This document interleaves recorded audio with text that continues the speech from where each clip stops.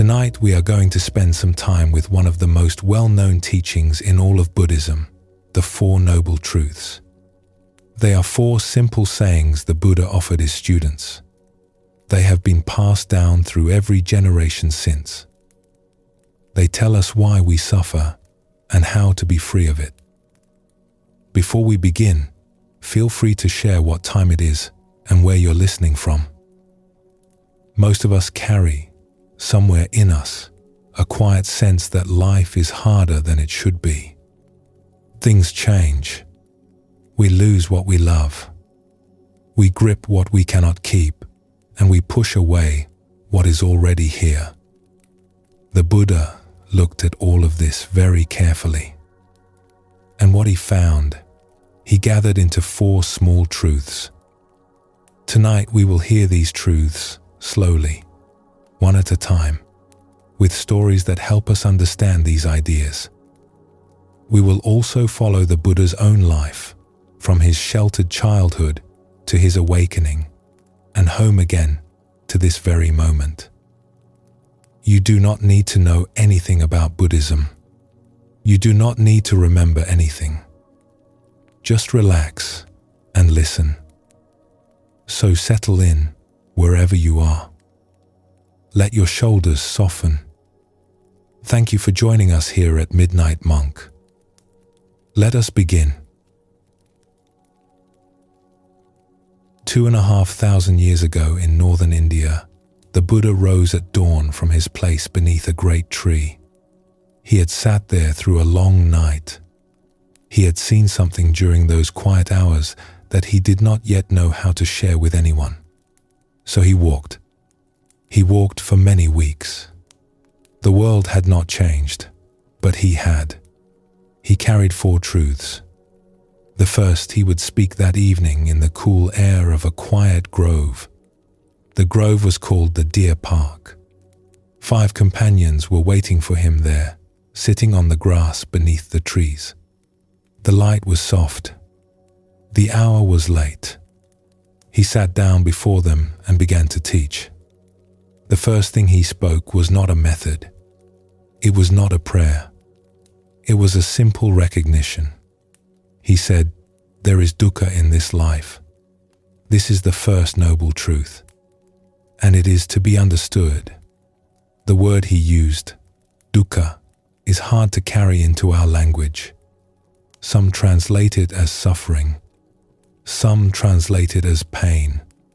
The older meaning is wider and softer than either. Dukkha is the sense that things do not quite settle. It is a quiet unease that runs underneath even our pleasant days. Every living being comes to know it. This is the first truth. Life carries dukkha within it. It is part of how living things move through time. The Buddha did not teach this to make his students sad. He taught it to set them free. Naming a thing is the first step toward making peace with it. A traveler who admits she is lost can finally ask for directions. A traveler who insists she knows the way will keep walking in circles. So, the first truth is the door. Once we step through it, the rest of the path opens. There is an old image that has been passed down for many centuries to help us understand this first truth. The image is of the seasons turning. Spring brings warmth and green shoots. The branches that looked bare in winter begin to soften. Summer brings the long days and the heavy leaves. Autumn brings the slow turning of the trees, the changing of the colors, the letting fall of what was once held on the branch. Winter brings the quiet ground and the rest of all things. No one calls autumn a failure of summer. No one calls winter a mistake. We understand that this is the way of seasons. Each one belongs. Each one will pass. Another will come. The first noble truth points to something like this in the life of every living being. Life has its weathers. Some are warm and some are cool. Some bring sweetness and some bring difficulty. They turn for everyone. They have always turned, and they will always turn. The body itself follows the weathers. There are mornings when it feels light, and mornings when it asks for more rest. There are seasons of strength and seasons of slow ease. The body is part of nature. It carries its own quiet seasons. The mind also has its weathers. Some days the thoughts move quickly. Other days they move slowly. The mood can be steady as still water, or it can shift like a sky, filling with clouds. The mind too is part of nature. It is not meant to be a single fixed thing. The heart has its weathers as well. There is a tenderness in this. The heart was made to respond, to soften, to brighten, to rest, to know fullness and to know quiet. The heart has its weather the way the sky has its weather, and this is how a heart loves. To recognize this is the first truth. It is a teaching that lets us rest, because we are no longer fighting against the weather of being alive. Let us explore a story from this ancient tradition. Long ago, in a quiet village, set among rice fields, there lived a young woman who had lost the small one she loved most in the world. Her grief was so deep that she could not yet accept what had happened. She wandered from house to house in the village, asking each neighbor if there was any medicine, any teaching, any word that might bring her small one back. The villagers loved her, and they were kind, but none of them had the medicine she sought. At last, an older man who had watched her for many days spoke to her gently. The Buddha himself has come to rest in the grove at the edge of our village. They say he understands sorrow. Perhaps he will help. So the young woman walked to the grove. The Buddha was sitting in the cool shade of a great tree. He looked up as she approached, and his eyes were kind. She told him her sorrow. She asked if he could help. He listened until she had finished. Then he said, "I can help you. But first you must do one small thing. Walk back into the village. Go from door to door. From each house, ask for one mustard seed. The seed must come from a household that has never known loss. Bring me a handful of such seeds, and I will help." She thanked him. She felt the first lift of hope she had felt in many days. She walked to the nearest house and knocked. An older woman opened the door and looked at her with great tenderness. "I have come to ask for a mustard seed," the young woman said. "Of course," said the older woman. "I will gladly give you one. We have plenty in the kitchen." "There is one condition," said the young woman. "The Buddha said it must come from a household that has never known loss." The older woman was quiet for a long moment. Then she said softly, "I would give you 100 seeds, if I could. But this house has known loss. My husband left this world many winters ago. I think of him every evening when the lamps are lit." The young woman nodded. She thanked the older woman and walked to the next house. A man opened the door. He smiled when he saw her. "I have come to ask for a mustard seed from a household that has never known loss," she said. The man's smile softened. "Ah," he said, "I am sorry. My mother passed 3 summers ago. She is buried at the foot of the hill where she used to walk in the evenings. I cannot give you that seed." She thanked him and walked on. She went to the next door, and the next, and the next. At every house she heard a story. A grandfather who had grown old and tired and let go quietly in his sleep. A sister who had taken ill one winter. A small one who had not lived past their first season. A friend who had ridden away on a long journey and never returned. Every house in the village had known loss. Every single one. By the time she had walked the whole village, the light was beginning to soften toward evening. She sat down on a low wall at the edge of the road and looked out across the rice fields. The water in the paddies was still. The sky was beginning to fill with the soft gold of the late afternoon. And she understood. She had thought her sorrow was hers alone. She had thought no one else could possibly know what she carried. But every house in the village carried something. Every door she had knocked on opened to someone who had loved and who had let go. She was not alone. She had never been alone. The understanding did not take her sorrow away, but it changed the shape of it. The sorrow was no longer a sharp stone she carried by herself. It had become part of the great quiet thing that all human beings carry together, woven through every life since the beginning of time. She rose from the wall and walked slowly back to the grove. When she reached the Buddha, she sat down before him and said, "I could not find the seed." He nodded. "But I found something else," she said. He smiled gently.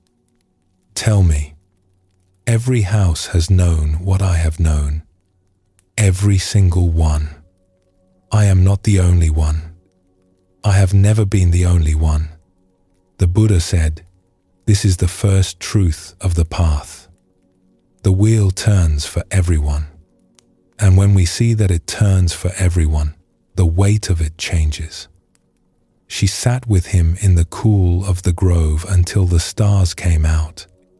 Though her sorrow remained, it had become lighter because she had set down the part of it that was the belief that she was alone. In the old tellings, it is said that the young woman became one of the Buddha's earliest students. She lived the rest of her life with a quiet, steady joy that had room in it for what she had known and lost. The first truth had not closed her heart. It had opened it. This is what the first noble truth offers when it is allowed to settle. It offers relief. There is a quiet relief in knowing that the difficulties of this life are not a sign of personal failure. The body that grows tired has not failed you. The restless mind is doing what minds do. A heart that has known loss is no weaker than any other heart. This is the shape of being alive. The Buddha is recorded as having said to his students, "Both before and now, I teach only this. There is dukkha, and there is the ending of dukkha. The first truth and the truths that follow belong to one another. The naming of the difficulty and the doorway out of it are part of one teaching. You cannot find the door if you have not first noticed the wall. There is something soft in this. The first truth is the beginning of the story. It is the place where the path opens. When the young woman in the village returned to her own home that night, she lit a small lamp by the window. She thought of all the lamps lit in all the windows of all the houses she had visited. Each one a small light. Each one shining over a household that had known its own sorrows and its own joys. Each one part of the great quiet company of all who have ever lived. She rested her hands on the table. She felt the weight of the day, and for the first time in many weeks, she breathed all the way down to the bottom of her breath. There is a small teaching from the Zen tradition that fits here. A student once came to an old master and asked, "Master, what is the heart of the path?" The master answered, "When hungry, eat. When tired, rest." The student frowned. "But everyone does that." The master shook his head slowly. No. Most eat while thinking of something else. Most rest while still carrying their work. To eat when eating, to rest when resting. This is the whole of the path. The first noble truth asks us to do something very close to this. It asks us to notice what is actually here. The body in its weather, the mind in its weather, the heart in its weather. Not the story we tell about it, not the wish that it were otherwise, just what is here. When difficulty is here, we let it be difficulty. We meet it without pretending it is something else. We let it be the weather it is. When ease is here, we let it be ease. We meet it without clinging or insisting it remain. We let it be the weather it is. This is the practice of the first truth. It is gentle. It is honest. It returns us to the simple fact of being alive. The practice that flows from this first truth is small. When something difficult arises in the body, you do not need to fix it right away. You can let it be what it is for a breath. You can say silently to yourself, "This too belongs." When something difficult arises in the mind, you do not need to push it away. You can let it pass the way a cloud passes overhead. You can say silently, "This too belongs." When something difficult arises in the heart, you do not need to carry it alone. You can remember the lamps lit in all the houses, in all the villages, across all the long centuries. You can say silently, "This too has been known." The seasons turn. The weathers move through. You belong to the turning. So does every other living being. There is a great quiet kindness in this recognition. It softens the heart toward oneself. It softens the heart toward others because you understand that they too are walking through their own weather, even when they carry it gracefully and quietly. The Dhammapada, one of the oldest collections of the Buddha's sayings, holds a line that points to this truth simply. All things change. When one sees this with wisdom, one walks the way of peace. The first truth is the first step on that way. Let us rest here for a few breaths. The body can soften a little further. There is nothing more that needs doing. When you are ready, we will continue together.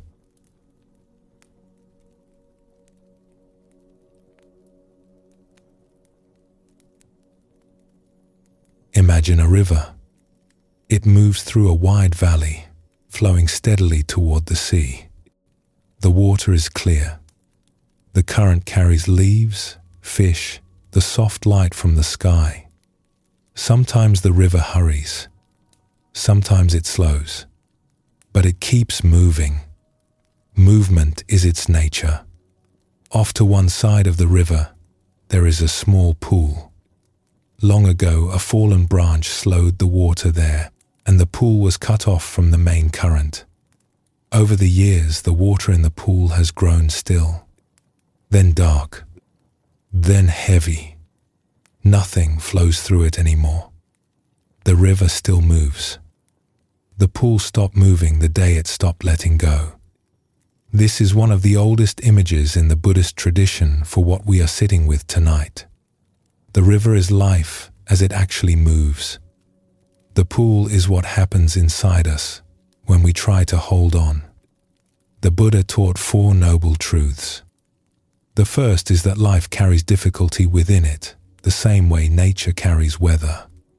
The second truth, which we are exploring now, is more subtle.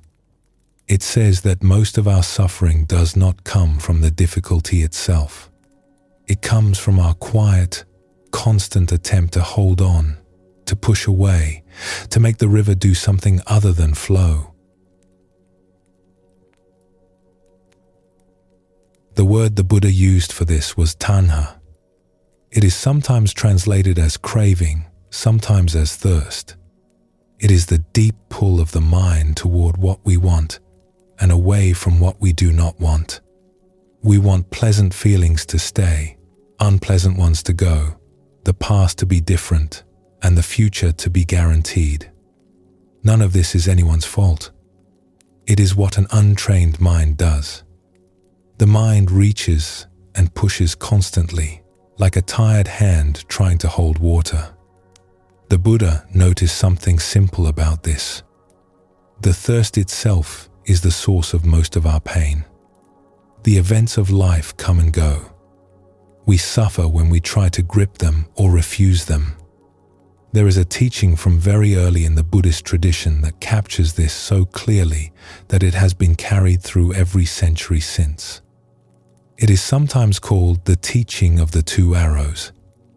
The Buddha said to his students one evening, "Imagine a person who is struck by an arrow. There is pain in this. The wound is real.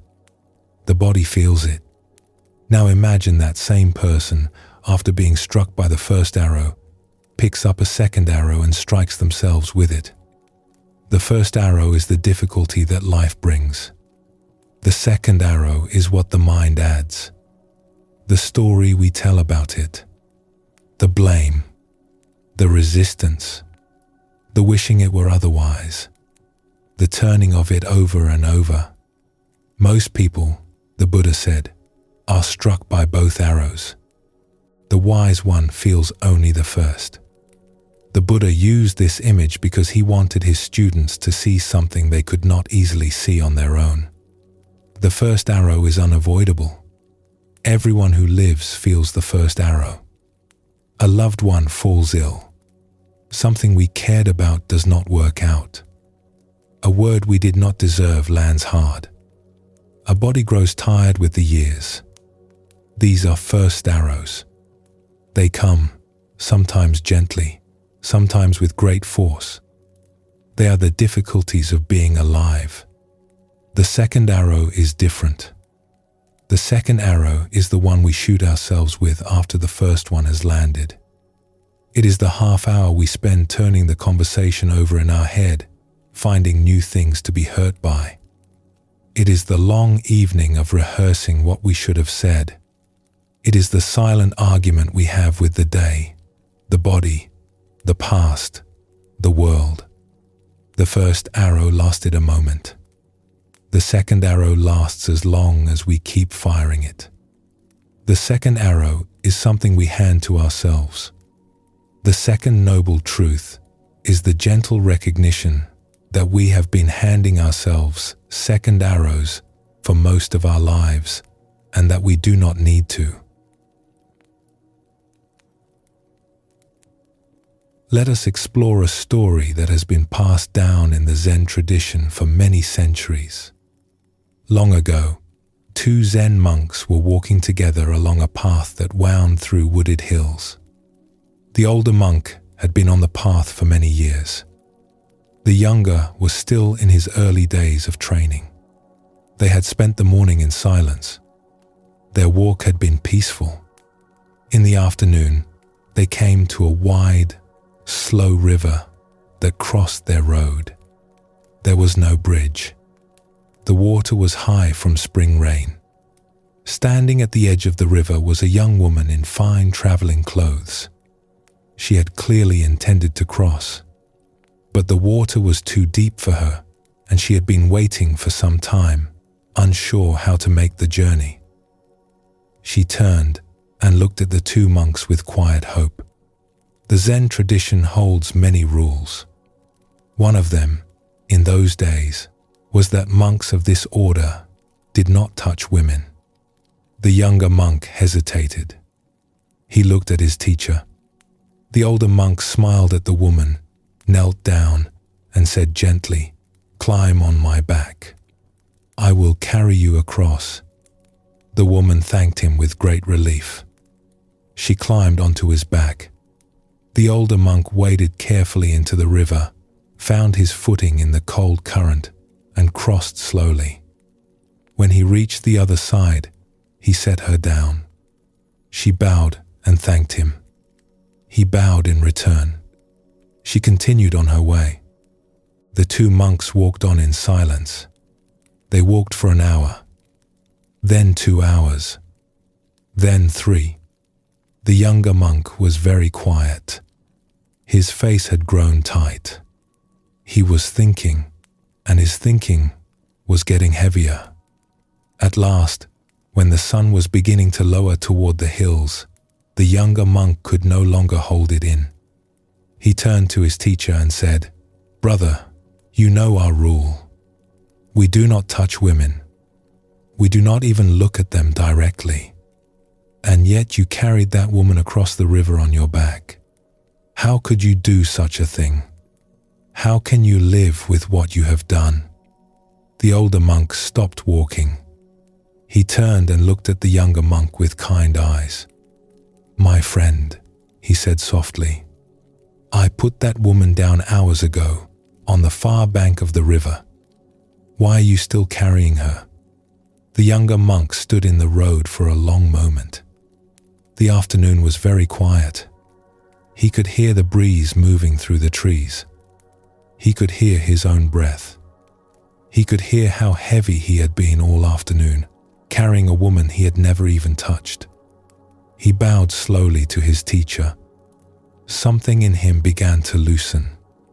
This is the second noble truth held inside one small story.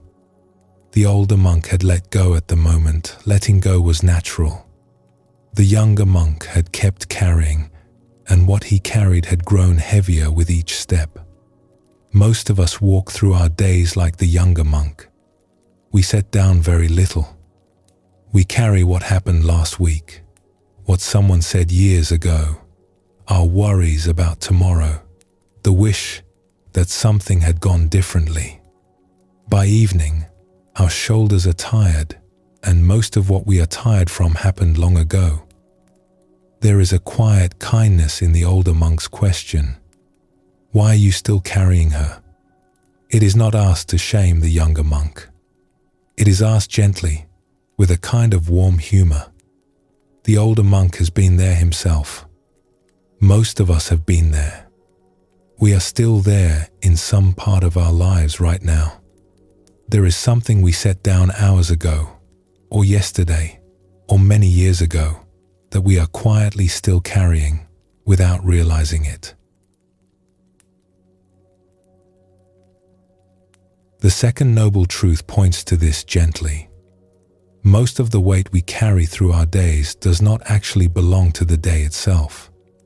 The day passes. The river keeps moving. We are the ones still holding what we picked up earlier. This is why the Buddha spoke of grasping and resisting as the cause of suffering. Grasping is what the younger monk's mind did on its own. It picked up an event, held it tight, turned it over, kept it.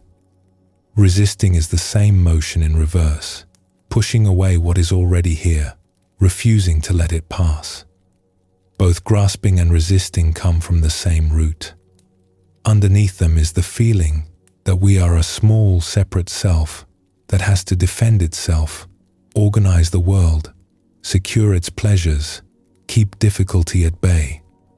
We do this all day, often without noticing. In the Buddhist understanding, the small, separate self is itself part of the illusion. There is no hard fixed thing inside us that needs all this defending. There is awareness, breath, sensation, thought. There is life moving through. The separate self that has to grip everything is a kind of misunderstanding. When the gripping relaxes, the misunderstanding eases too, and something quieter is allowed to rest beneath everything. The Buddhist tradition is full of teachings on this point. One of the great Buddhist texts, called the Diamond Sutra, contains a single line that holds the heart of the second truth. It says simply, "Develop a mind that clings to nothing." Such a mind still feels. It still wants. It still cares. But it lets each experience come and go, like a river letting each fallen leaf travel through. There is feeling, there is wanting, there is no grip. When the grip relaxes, something quietly changes. The day stops weighing so much.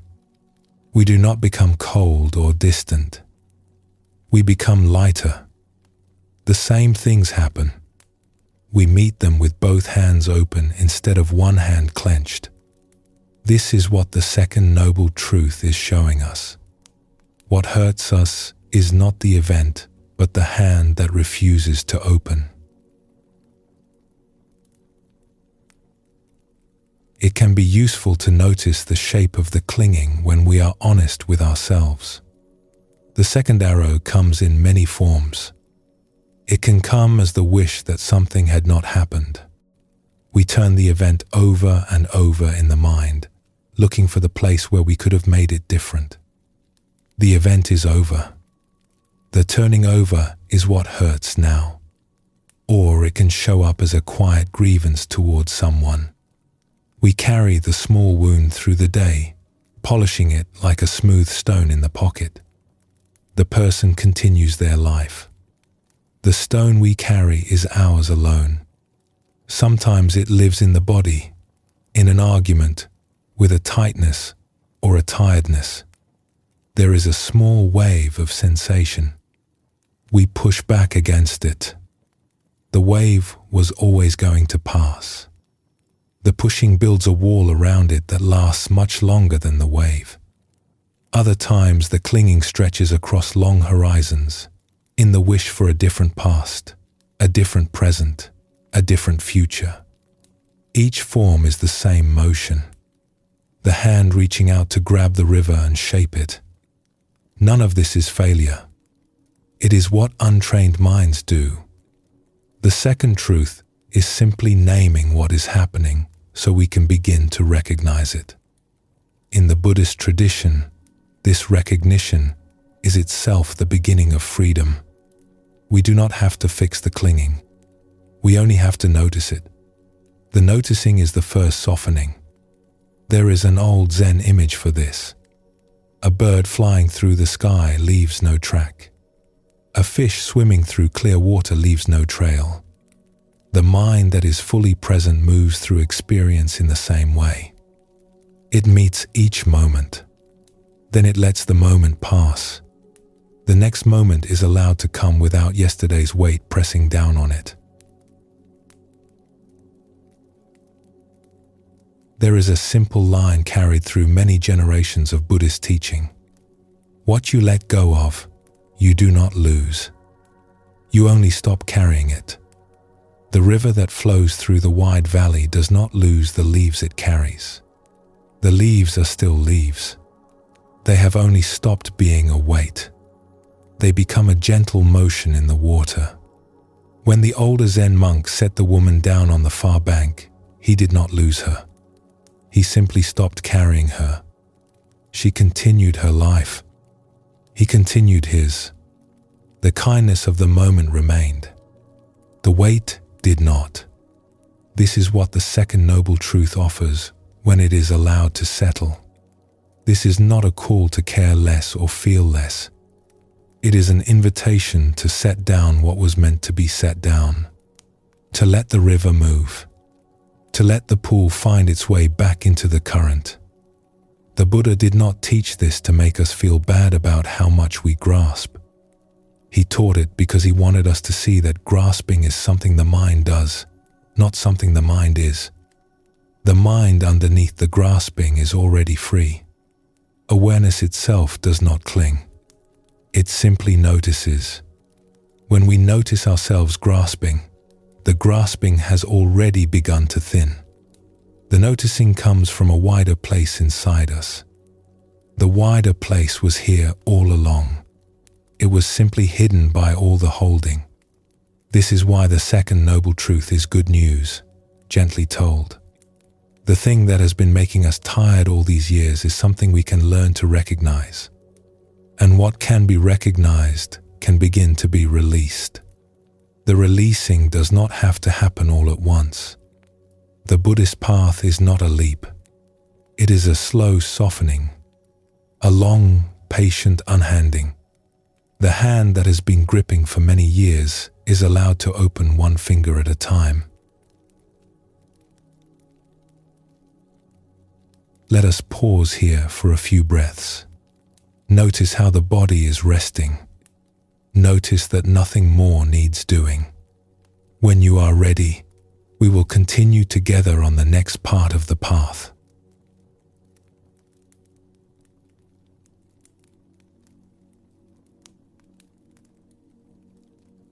In the Zen tradition, there is a small image that has been carried for many centuries.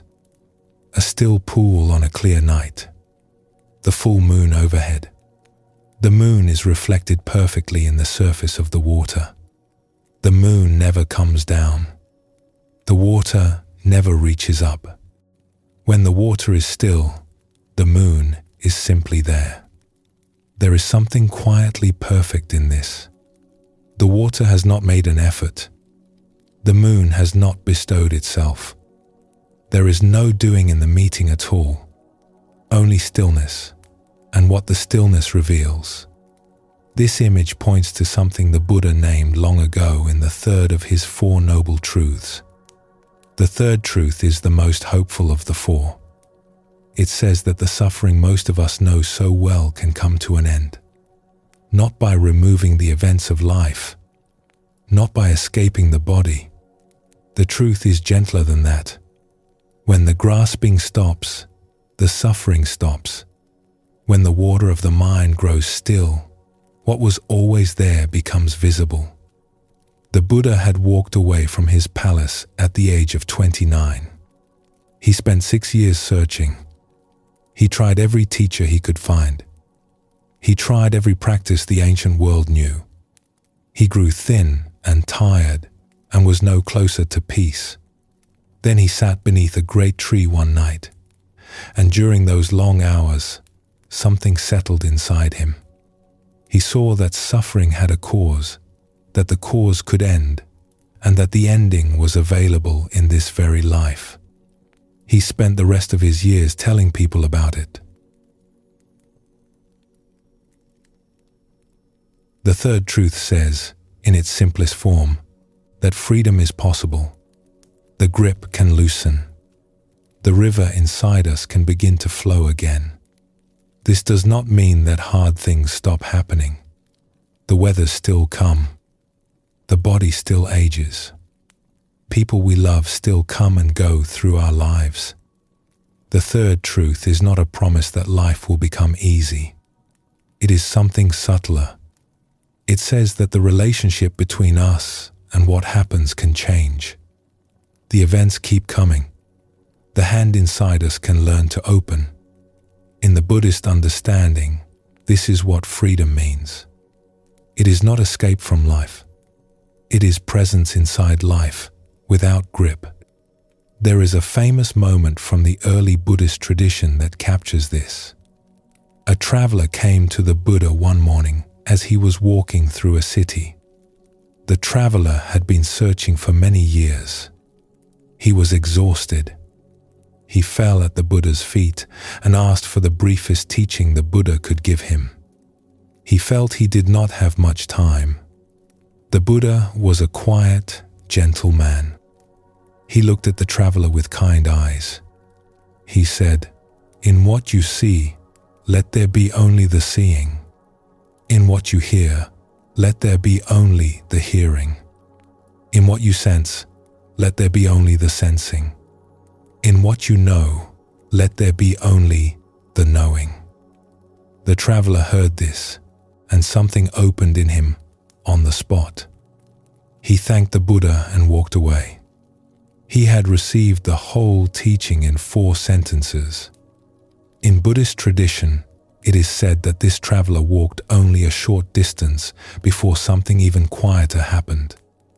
He sat down by the side of the road, his eyes wet, and he understood in his bones what the Buddha had pointed at.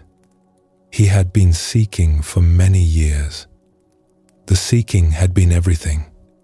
And now, in the space of one short morning, the seeking had simply stopped. There was nothing more to find. The seeing was already happening. The hearing was already happening. The whole of life was already meeting itself, with no extra layer pressing down on top. He sat by the road for a long time. People walked past him. He did not notice. He was learning, all over again, how to be simply where he was. What did the Buddha mean? He was pointing at the very thing the second noble truth describes. When we see, we usually do not just see. We see, and then we judge, and compare, and wish it were different, and worry about what it means, and then we grasp, or push away. Most of our suffering happens in those extra layers. When seeing is just seeing, the extra layers fall away. What remains is direct and quiet. The moon is reflected in still water. The water does not have to do anything to make the reflection happen. It only has to be still. Let us explore a story that has been told for many generations in the Zen tradition. It is set in the mountains of an old country in the East, in the days when teachers lived alone in small huts and spent their lives in simple practice. Long ago, a Zen hermit lived in a tiny hut on the side of a mountain. He had been a monk for many decades. By the time of this story, he owned almost nothing. His hut held one bowl, one cup, one thin sleeping mat, and one robe. He spent his days walking, writing simple verses, and watching the seasons pass over the valley below. He had everything he needed and nothing more. One night the hermit was returning home late after walking a long distance to visit a friend in the village below. The path up the mountain was quiet under the moonlight. As he came near his hut, he saw a soft light moving inside. Someone was there. The hermit slowed his steps. He came quietly to the door and looked in. A poor man was inside, holding a small lamp, looking around carefully. He was thin and his clothes were patched. He had clearly come hoping to find something he could take with him. But the hut held very little. There was no rice in the bowl. There were no coins anywhere. There was nothing worth taking. The hermit watched for a moment. He felt no anger. He felt only a quiet sadness for the poor man, who must have walked a long way for nothing. The hermit stepped forward into the doorway. The poor man startled and dropped the lamp. He turned, frightened, to see who had come. The hermit smiled at him with great gentleness. "I am sorry," he said. "I am sorry you have come all this way and found so little. Please, do not leave with empty hands." The hermit took off his robe. He folded it carefully and placed it in the poor man's arms. The robe was old and worn, but it was warm. It was the only one the hermit had. The poor man stared at the robe. Then he stared at the hermit, who now stood in only his thin under tunic. The poor man did not know what to say. He bowed quickly, more than once, and slipped out of the hut into the night. The hermit watched him go down the mountain path. When the poor man was out of sight, the hermit sat down on the step of his hut and looked up at the sky.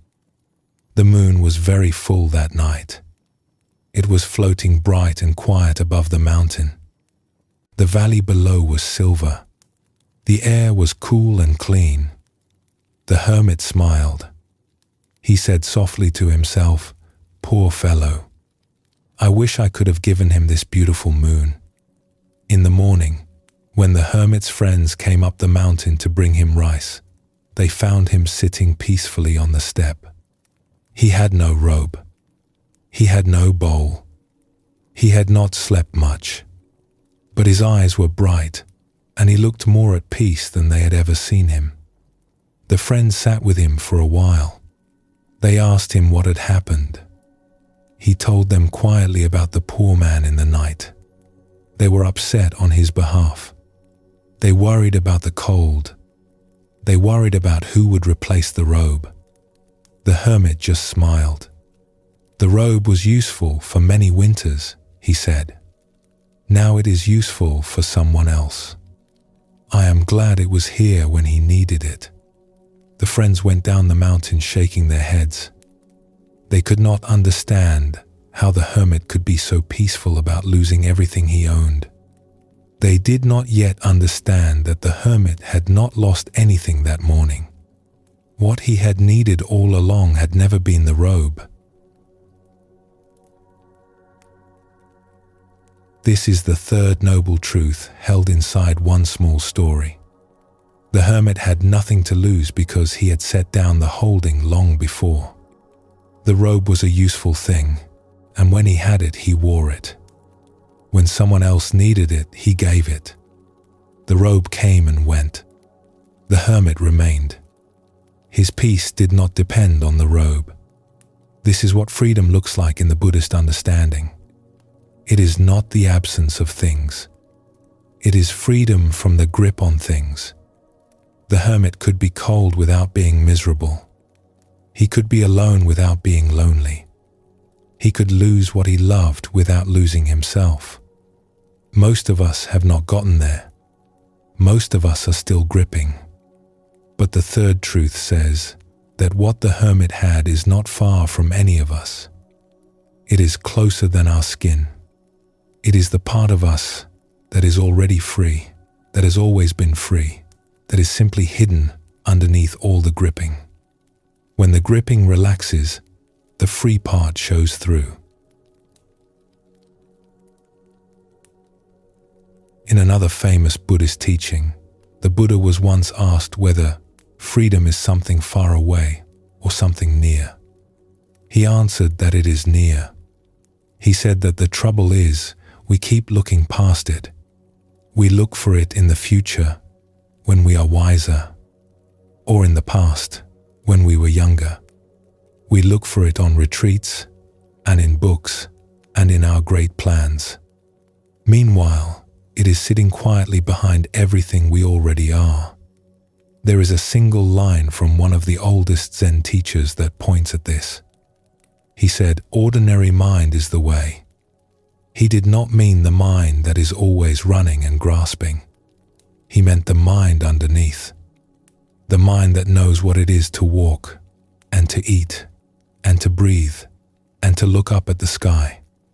The mind that is already here, simple and clear, when everything else has settled down. The third noble truth tells us that this quiet, ordinary mind is not a destination. It is the place we are already standing. We just have to stop looking past it.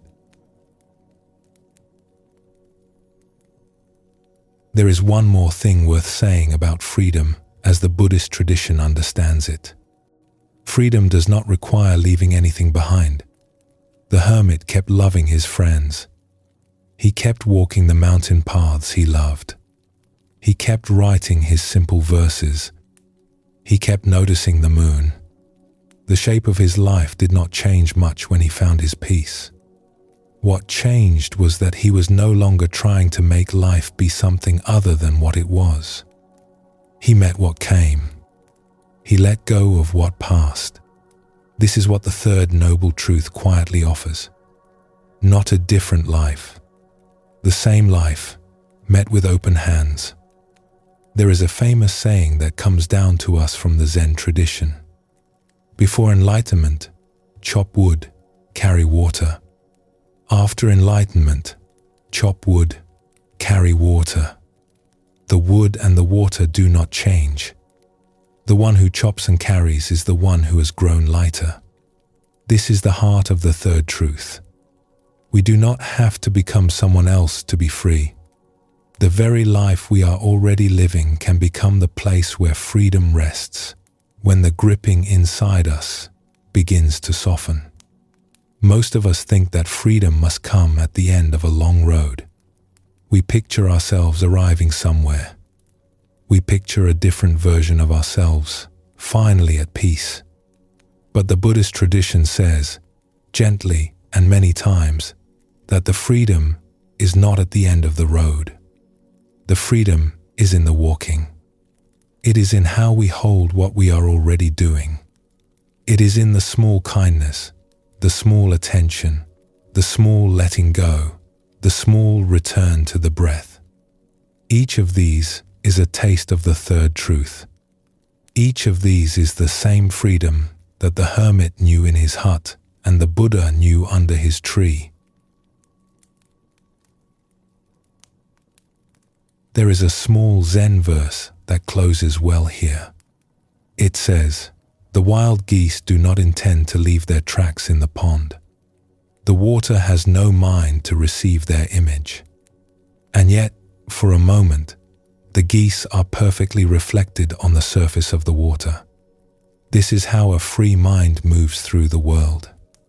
It does not try to leave a mark. It does not try to hold what passes by.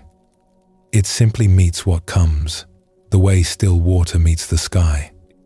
When the geese fly on, the water lets the image go. There is no sorrow in this. There is no grasping. There is only the next moment, and the next, and the next, each one met fresh. The third noble truth says that this kind of mind is possible. It is not reserved for great teachers.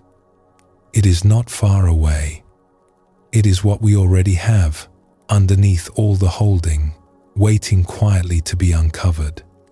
The third truth is, in some quiet way, the most generous of all the truths. It says that the freedom we have been seeking is not somewhere else. It is not in another life or another year. It is here. It has always been here. It is waiting in the body that is breathing now, in the mind that is listening now. The water needs only to grow still, and the moon, which never left, will reveal itself again. Let us rest here for a few breaths. The mind can soften. There is nothing further you need to reach for. When you are ready, we will continue together.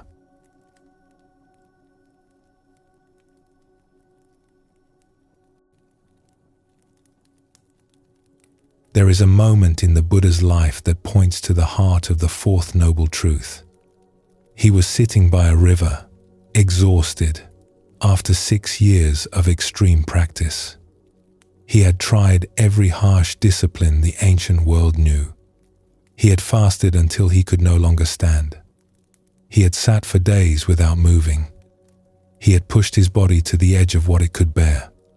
He was no closer to peace than when he had begun. That afternoon, as he sat in the shade of the trees, he heard the voices of 2 travelers passing by on a small boat. One was a music teacher. The other was his student. The teacher was speaking to the student about the strings of an instrument. "If you tighten the strings too much," the teacher said, "they will break and there will be no music. If you leave the strings too loose, they will not sing and there will be no music. The string must be tuned in the middle, not too tight, not too loose. Then there is music." The Buddha heard these simple words and something in him quieted. 6 years of striving had taught him what the music teacher knew without thinking. The path to freedom is not found in extremes. It is found in the middle. The Buddha sat for a long time after the boat had drifted past. The teacher and his student were already far down the river. They did not know that the man on the bank had just heard something he would carry with him for the rest of his life. They were simply 2 people on a boat talking about how to make music. But for the man on the bank, something had shifted. The path was not in extremes. The path was in the middle. The tuning of the string. The willingness to be neither too tight nor too loose. The simple, gentle balance that allowed music to happen. This is the heart of the fourth noble truth. The Buddha taught 4 noble truths. The first is that life carries difficulty within it. The second is that grasping turns ordinary difficulty into long suffering. The third is that the grasping can be released, and what shines through is freedom. The fourth is the gentle one. It tells us how. The Buddha called it the Eightfold Path. The name can sound grand, but the teaching is small. The path is something an ordinary person can walk in an ordinary day. It is made of 8 gentle qualities that, over time, come into balance and form a life of peace. The Buddha discovered this path by walking off the extreme. Most of us begin in some version of the extreme too. Either we work too hard at being good, or we give up trying. Either we tighten ourselves until we break, or we loosen ourselves until there is no music left in our lives. The fourth truth reminds us that the way is neither. In the Buddhist tradition, this is called the middle way.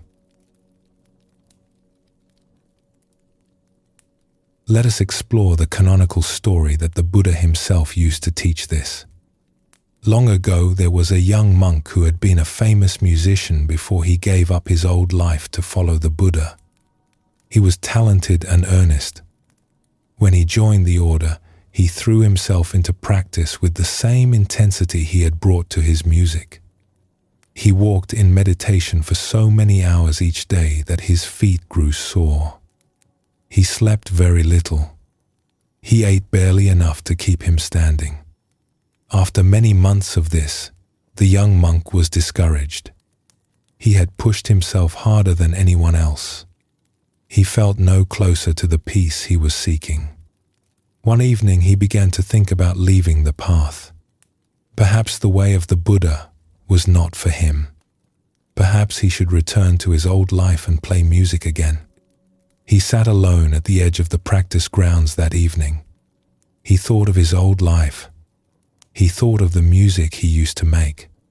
He thought of the people who used to come to hear him play, and how they would close their eyes when a certain melody reached them.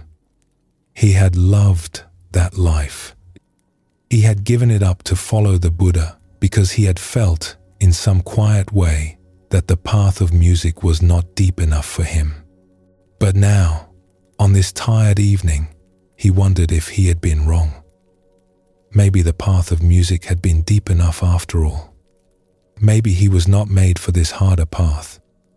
The Buddha heard about this. He came quietly to where the young monk was sitting and sat down beside him in the cool of the evening. "I have heard that you were once a musician," the Buddha said. "Is it true?" The young monk nodded. "Yes, teacher. I played the lute. I was good at it." The Buddha smiled. "Then tell me," he said, "when you played the lute, what happened if the strings were too tight?" "The strings would break," said the young monk, "or they would make a harsh sound that no one wanted to hear." "And what happened if the strings were too loose?" "They would not sing at all," said the young monk. "There would be no music. And when the strings were tuned just right," the young monk smiled for the first time in many weeks. "Then the lute would sing beautifully. Then there was music." The Buddha nodded slowly. "So it is with practice," he said. "Strain too hard, and you will exhaust yourself. Slacken off, and you will not move at all. Tune your effort in the middle. Then there will be music." The young monk understood. He stayed on the path.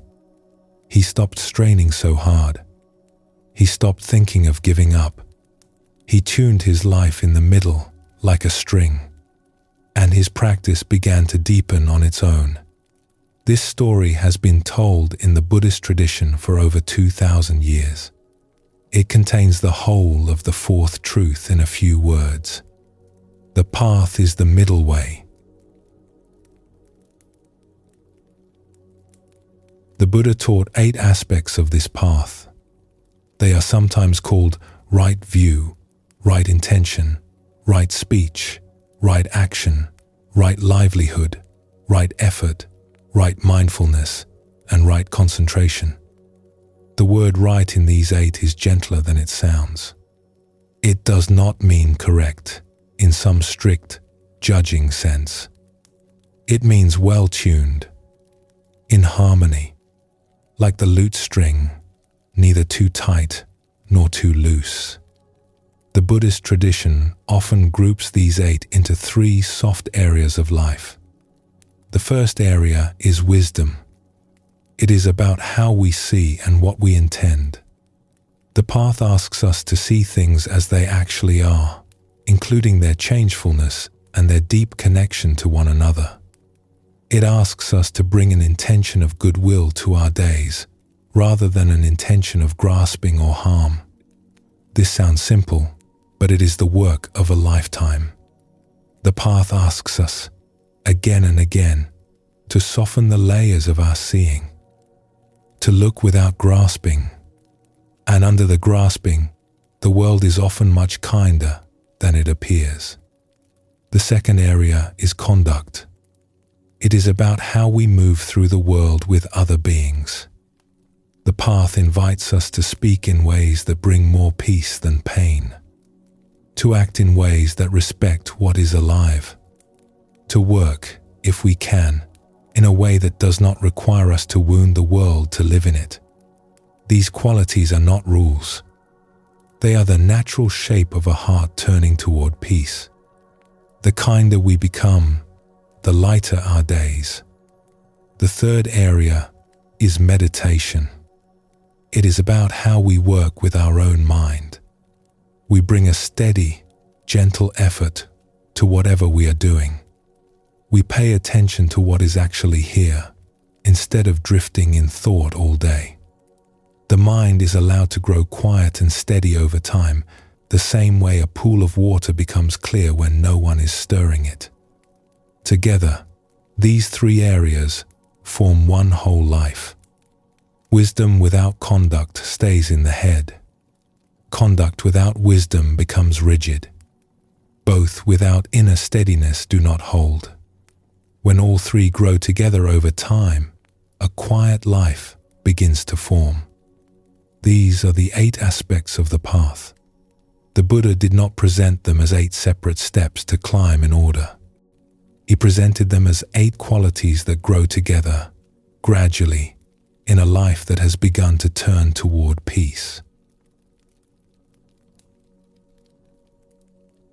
There is a verse in the Dhammapada, one of the oldest collections of the Buddha's sayings, that captures the spirit of the 4th truth. It says, simply, drop by drop is the water pot filled. The path is not walked all at once. No one becomes free in a day. No one becomes wise in a week. The water pot fills drop by drop. A small moment of attention, a small kindness, a return to the present, a letting go, a noticing of what is here. Each is a drop. Over months and years, the drops gather. The pot fills. The life becomes something it could not have been when we were straining to make it happen. This is what the Buddhist tradition has always known about the path. It is not an emergency. It is not a sprint. It is a long, slow filling, a quiet ripening, something that happens on its own when the conditions are gentle enough. There is a Zen story about the path that fits well here. Long ago, a young student came to an old Zen teacher and asked, "Master, how long will it take me to reach awakening if I practice very hard?" The teacher thought for a moment. "About 10 years, he said. The student was eager. "And if I practice twice as hard, with all my strength, day and night?" The teacher said, "About 20 years. The student was startled. "And if I work 3 times as hard?" "About 30 years, said the teacher. The student finally asked why. The teacher smiled and said, "When one eye is fixed on the destination, only one eye is left to find the way." The fourth truth is the gentle reminder that the path is walked one step at a time, not for the sake of arriving, for the sake of walking. The Buddhist tradition does not ask us to become someone different. It asks us to become more fully who we already are, to live a life of gentle attention, to meet our days with kindness, to soften the gripping where we can, to let the seasons turn through us, to rest when rest is what is here, to act when action is what is needed, to notice in each small moment that the moment is enough. This is the path. It begins exactly where you are. The very breath you are taking now is a step on it. The Buddha lived for many years after his awakening. He walked from village to village, teaching the Four Noble Truths to anyone who would listen. He taught kings and beggars. He taught merchants and farmers. He taught old people and young people. He taught those who came to him in tears and those who came to him simply curious. To all of them, he gave the same four truths. Difficulty is part of life. Grasping makes it heavier. The grasping can be released. And there is a gentle path that helps the release happen, drop by drop, over the course of an ordinary lifetime. The path is still here. It has been carried with great care through every century since. Many millions of people have walked some part of it. Some walked it as Buddhist monks in robes. Some walked it as Zen masters in mountain huts. Some walked it as ordinary householders, raising children, growing food, going about their lives. The path does not require a particular form of life. It only asks for a heart that is willing to begin again, gently, one step at a time. You do not have to do anything special tonight to be on the path. You are already on it. The willingness to listen, to soften, to allow these old teachings to settle in you, that is already a step. There is no first step that needs to be found. The first step is the one you are taking now. There is a phrase that comes down to us from one of the oldest Buddhist texts. It says, "The way is wide, and there is room for everyone." The path does not belong to anyone. It does not require a special talent or a special past. It welcomes all who walk it. Slow walkers, fast walkers, walkers who stop often to rest, walkers who get lost and find their way back. The path is patient. It has been patient for 2,500 years. It will be patient with you. The Four Noble Truths are now fully told. Difficulty is woven through life. Grasping turns it into long suffering. The grasping can be released. The path that helps the release is the middle way, walked with gentle attention, one breath at a time. These four truths have settled in the heart of every Buddhist teaching ever spoken. Many other teachings flow from them. Stories, practices, traditions, ways of living. But underneath them all are the four. They are like the four legs of a quiet wooden stool. They have held up the whole tradition for a very long time. And here is the most generous thing about them. They are not asking you to become anyone other than who you are. They are not asking you to add anything to your life.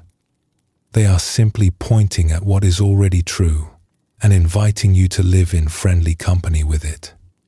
The difficulty that comes and goes. The grasping that softens when noticed. The freedom that shows through the openings. The path that walks itself, drop by drop, when we are willing to walk slowly.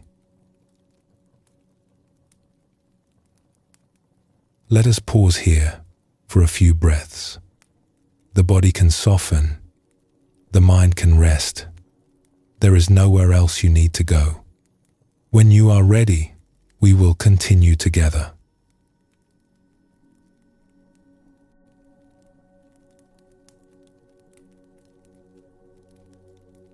There is a garden in this very old story. Several gardens, in fact, in 3 different palaces for 3 different seasons of the year. The gardens are full of flowering trees, of stone fountains, of quiet paths and deep pools where fish glide slowly through the shadows. The air smells of jasmine and cedar, and in the rainy months, of the long, warm rain that comes off the mountains. In the gardens lives a young prince. He is the son of a king. He has lived inside these walls for almost 30 years, and not once has he stepped beyond them. This is the story of the Buddha before he was the Buddha. It has been preserved in Buddhist tradition for over 2,000 years. It is, in some ways, the story of all of us. The walls are different. The garden is different. But many people live for a long time inside something carefully protected until something quiet inside begins to ask, is this all there is? The story begins with a child being born to a king and queen in the foothills of the mountains of northern India. The kingdom was small, but prosperous. The land was green. The skies were wide. The mountains in the distance held snow even in summer. When the child was born, the king sent for a wise man to come down from the forest and bless his son. The wise man was very old. He had spent his life in retreat, in a small hut near a spring, eating only what people brought to him. He rarely came down to the palaces. But when he heard about the king's son, he came. The wise man arrived dusty from the road. He bathed and ate a small meal. Then he came into the king's chamber and held the infant in his hands. He looked at the child for a long time. When he spoke at last, his voice was soft. He said, "This child will become either a great king who rules many lands, or a great teacher whose wisdom will travel even further than any kingdom can. The choice will be made by the child himself, in time." The king listened carefully. He thanked the wise man and sent him on his way with gifts of fine cloth and good food. The wise man took the cloth but left the food for others and went back up the mountain to his small hut. That evening, the king sat alone with his wife. They were quiet for a long time. Finally, the king spoke. "You heard what he said?" he said. "2 paths." "Yes," said the queen softly. "I heard." "I do not want my son to wander the roads with a bowl," said the king. "I want him to wear my crown. I want him to rule what I have built." The queen looked down at the sleeping infant beside her for a long moment. Then she said gently, "The wise man did not say one path was better than the other.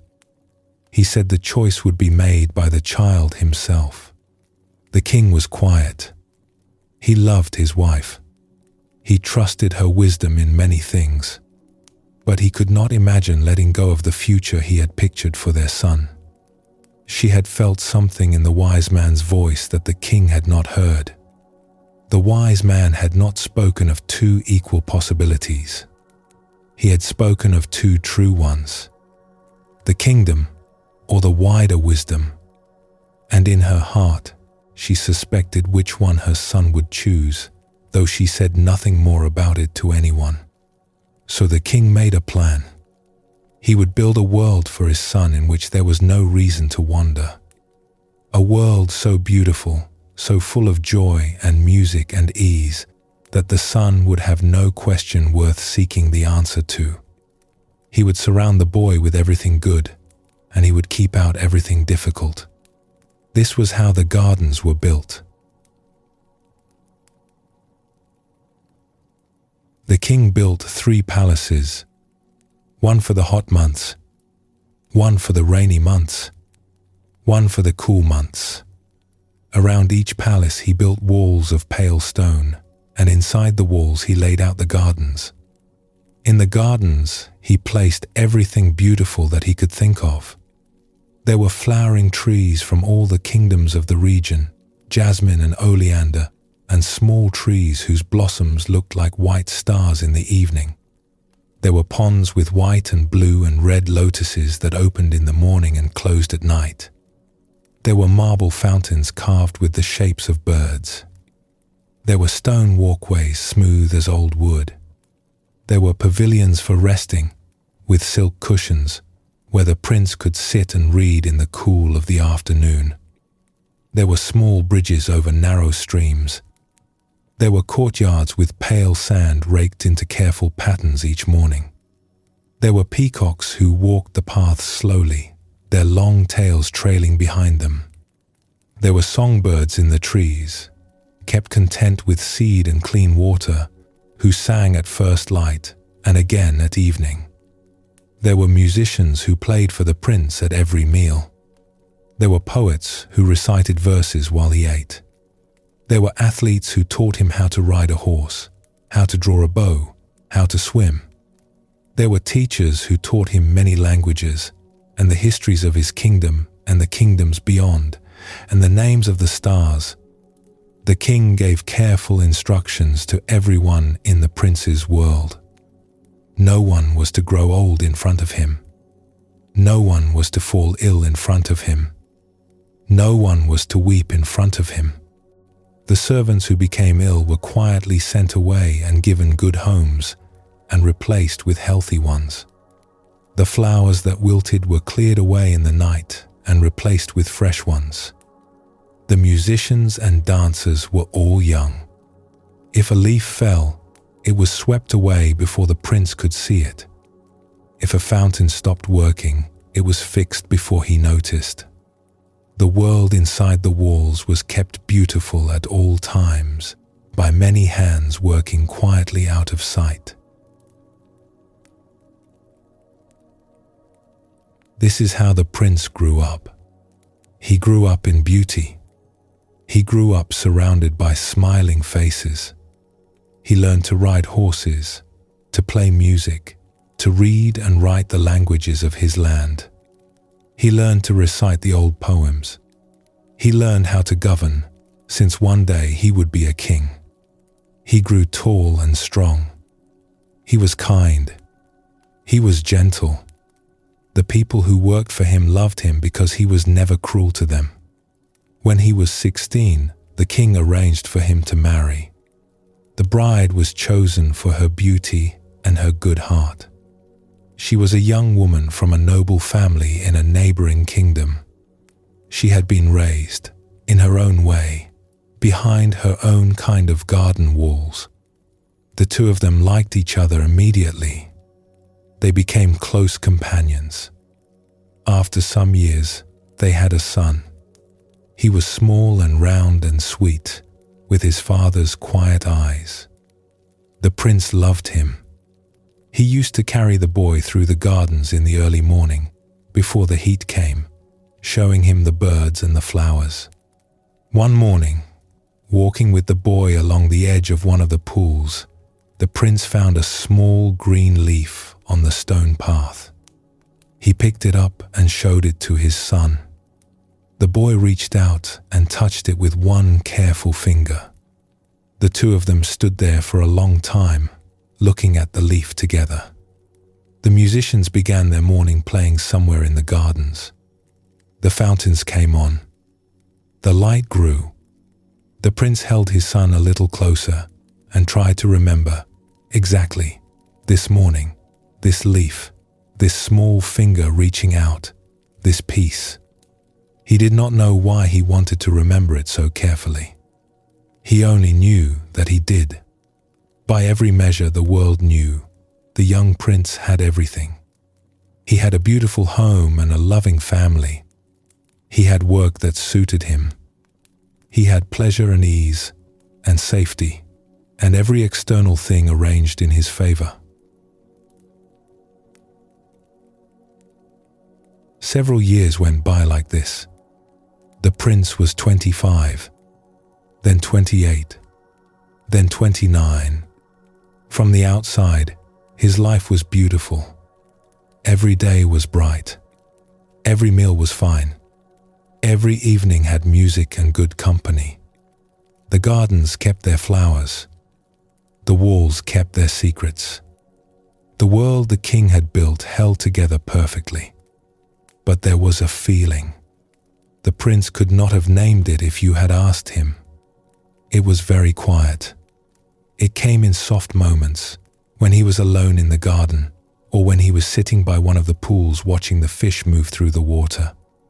It came when he held his son and thought, without knowing why, that the small boy in his arms was somehow more vulnerable than the palace seemed to admit. It came when he looked at his wife's face in the lamplight and felt a tenderness so sharp it almost hurt. It came in his sleep sometimes too. He had dreams he could not quite remember in the morning, except for the feeling they left behind. A feeling of standing at a window at dusk and looking out, not at the gardens, but at something far beyond them. A feeling that something was missing. A feeling that this beautiful life was somehow not the whole of life. A feeling that he had been seeing only one face of the world for a long time, and that there were other faces, and that they were waiting. He did not understand the feeling. He had been raised inside it. There was no language for it in his family. There was no one in the palace who could speak about anything like this. The servants did not have the words. His wife did not have the words. His father certainly did not. Once, the prince tried to mention something of this feeling to one of his close companions, a young man who had grown up with him in the palaces. They were walking together in the gardens in the evening, before dinner. Sometimes, the prince said quietly, I feel as if there is something I am supposed to know, something I have not yet learned. The companion looked at him with kind confusion. My prince, he said, you have everything anyone could want. What more could there be? The prince smiled and let the conversation move on. He did not try to speak of the feeling again. It was not something the companions of his old life could meet him in. But the feeling did not go away. It grew, very slowly, season by season. There is a teaching in the Buddhist tradition that points at what was happening to the prince in those years. The Buddha himself, much later in his life, would describe this time of his youth as a kind of beautiful sleep. He spoke about it gently, without any harsh words for his father. He said that he had been delicate, very delicate. He said that lotus ponds had been made for him, with white lotuses and red lotuses and blue lotuses. He said that he had worn only the finest cloth, brought from far countries.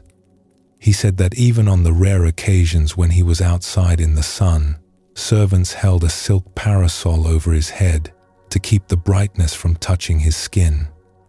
He described all of this as a kind of gentle confinement. A confinement so soft that he had not known he was confined. And yet, even inside that beautiful confinement, the quiet feeling had grown. There is something in us, the Buddhist tradition says, that knows. Even when everything outside is arranged to keep us asleep, something inside slowly wakes.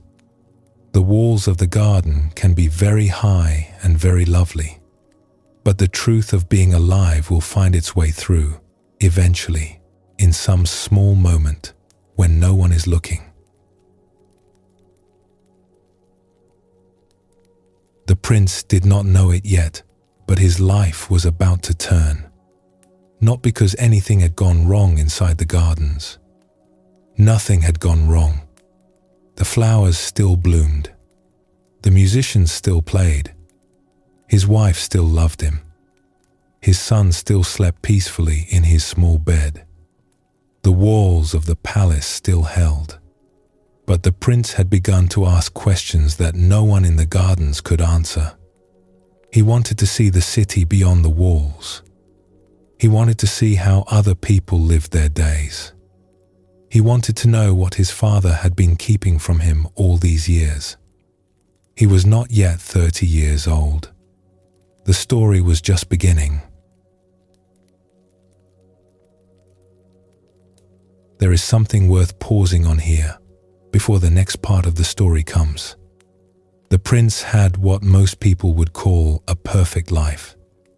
And still, inside him, was that quiet feeling, the sense that something was missing. Many people in our own time know this feeling. They have done what the world told them to do. They have built their version of the gardens. They have the home, the family, the work, the comforts. And yet in some quiet hour, they feel it too. The sense that beneath the beautiful surface of their life, some deeper question is waiting. The Buddhist tradition says this feeling is not a problem. It is not a sign that something has gone wrong. It is the seed of waking. It is the beginning of the path. The prince in the gardens was not failing his life. He was being called toward a wider one. The wider life would not arrive all at once. It would arrive slowly, through a series of small encounters with the world beyond the walls. In the next part of the story, the prince finally goes out. He sees 4 things he was not meant to see. They will change him forever. But that is for later. For tonight, it is enough to rest in the gardens with the prince, to feel the soft air of the evening, to hear the distant fountains, to know that something inside him is beginning to stir, gently, like the first faint light before dawn. The gardens are still here in this story. The walls are still standing, but the door is already beginning to open, even though no one in the palace has heard it move. Let us pause here for a few breaths. The body can rest. The mind can soften. There is no journey you need to take tonight. When you are ready, we will continue together.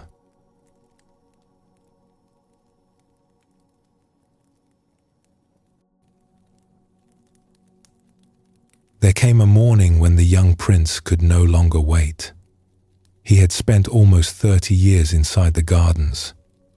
He had walked every path, bathed in every pool, heard every song the musicians knew. The walls had been beautiful for many years, but now he felt them. He went to his father one morning and asked, very softly, "Father, may I go out and see the city beyond the gates?" His father was alarmed. He had spent his son's whole life keeping difficult things from him. He had built 3 palaces and 3 gardens for this very reason. But he could see in his son's eyes that something had changed. The prince was no longer a boy. The questions in him would not be quieted by another season of music and feasts. So the king agreed. But he made his own careful plan. For days before the prince was to go out, the king sent messengers throughout the capital city. The messengers carried instructions. Every street the prince would travel must be cleaned. Every house along the route must be decorated with flowers. Every person on the streets must be young, healthy, and well-dressed. Anyone who was old, anyone who was ill, anyone who was poor or grieving must remain inside, hidden from view, until the prince had passed. The king wanted his son's first glimpse of the world to be as beautiful as the gardens. He thought that if the city looked like an extension of the palace, the prince would come home satisfied, and the quiet feeling in him would settle.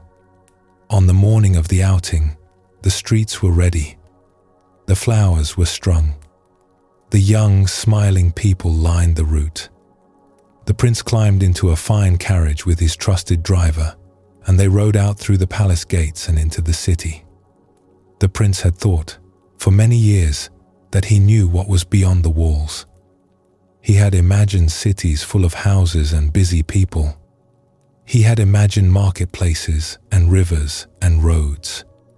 He had not imagined any of it well. The gardens had no markets. They had no streets crowded with strangers. They had no smells of cooking from open doorways. The prince was, in a quiet way, going to a foreign country, even though the country was his own. For a while, everything went according to the king's plan. The prince looked out from his carriage with wide eyes. He saw the bright streets and the flowers. He saw the smiling people. He saw the brightly painted houses, the open marketplaces, the busy fountains, the children running in the lanes, the small dogs sleeping in patches of sun. Then, almost at the end of the journey, he saw something else. By the side of the road, leaning on a long wooden staff, was an old man. The old man was bent with age. His back curved like a slow river bend. His hair was white. His skin was thin and folded into many soft lines. He moved very slowly. He stopped to rest after every few steps. Somehow, despite the king's careful preparations, this one old traveler had slipped through. Perhaps he had not heard the announcement.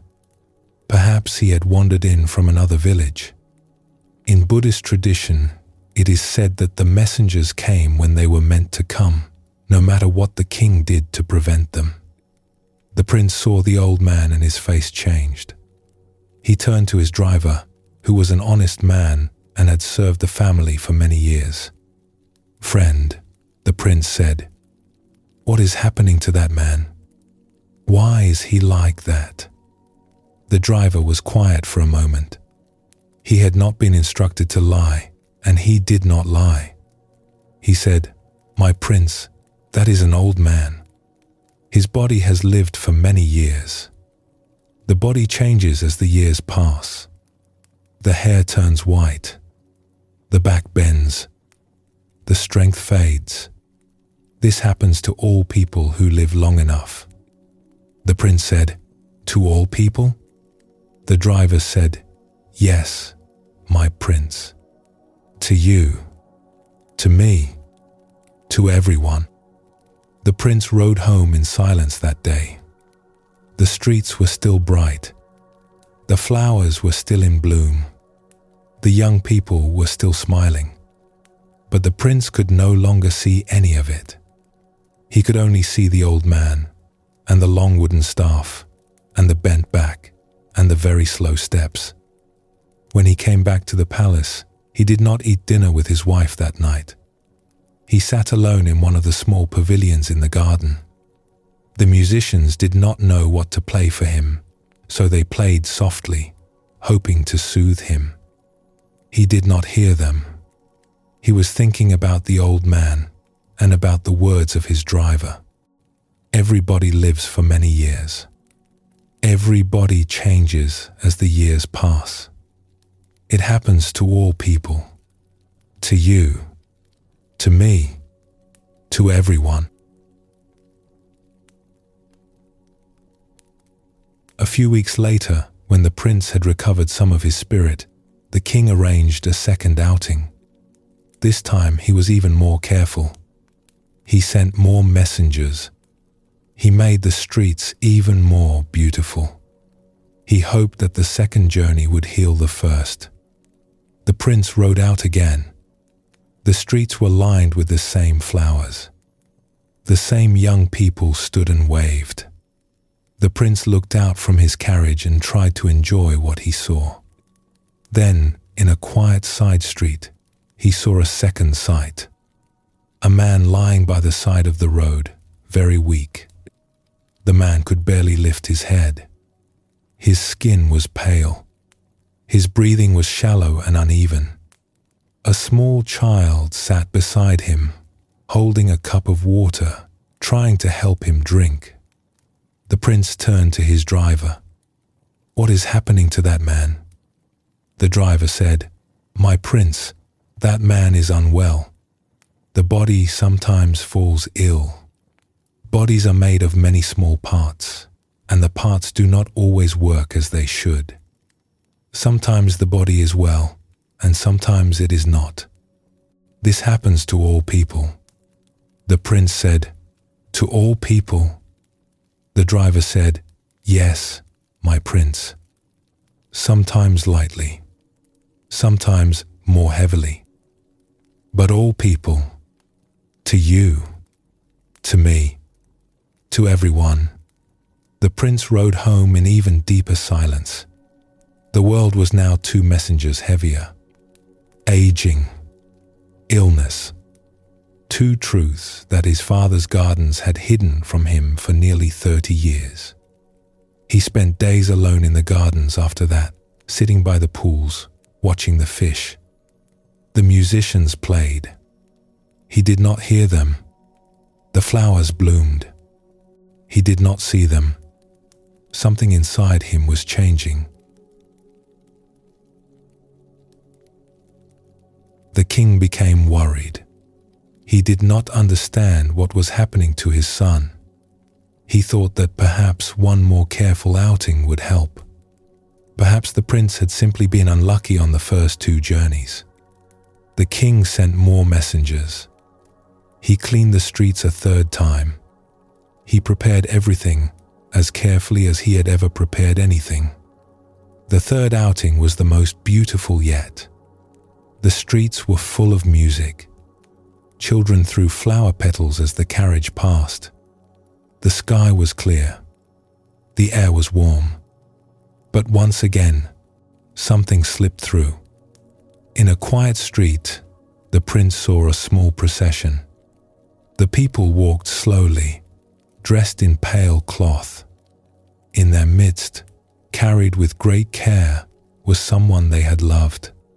They were on their way to the river, where in those days the rites of farewell were performed. The mourners were weeping softly. They held one another. They walked at the pace of grief. The prince had never seen anything like this.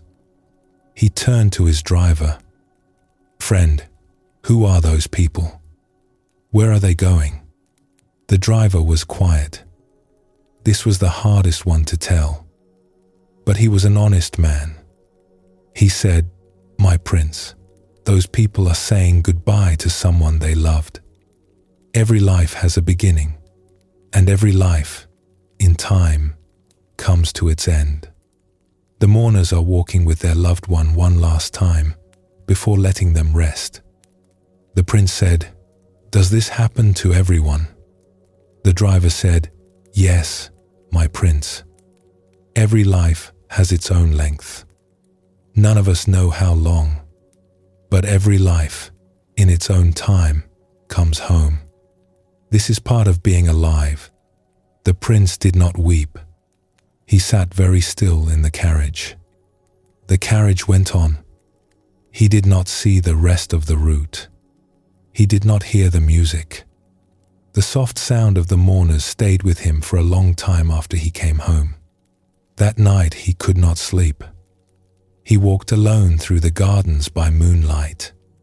The fountains were still. The flowers were folded for the night. The lotuses on the pools had closed their petals. He sat by one of the pools and watched the moon move slowly across the water. He thought about the three messengers: the old man, the unwell man, the procession by the road. He thought about everyone he loved, about his wife sleeping in their chamber, about his small son, about his father, about himself.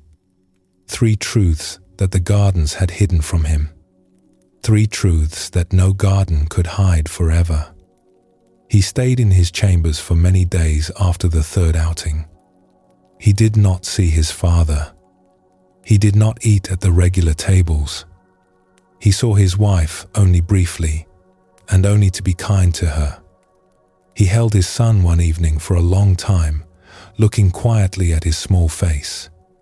The truths of the road were not only for him, they were for every living being. He understood that now. The understanding was tender and full, but beneath the tenderness, somewhere, was a small, clear question. If all of this is true, then what is the path? Is there one? Is there a way of being alive that meets these truths without breaking? A few days later, the prince asked for one more outing. The king was hesitant, but he agreed. Perhaps a final beautiful journey would help his son recover. This time, on the way home, the prince saw a fourth person. A man walking quietly along the road, alone, dressed in a simple yellow robe. The man carried a wooden bowl. His hair was shaved short. He walked slowly, with a peaceful step. His face was steady and bright. He did not look hurried. He did not look worried. He looked at the world with calm eyes.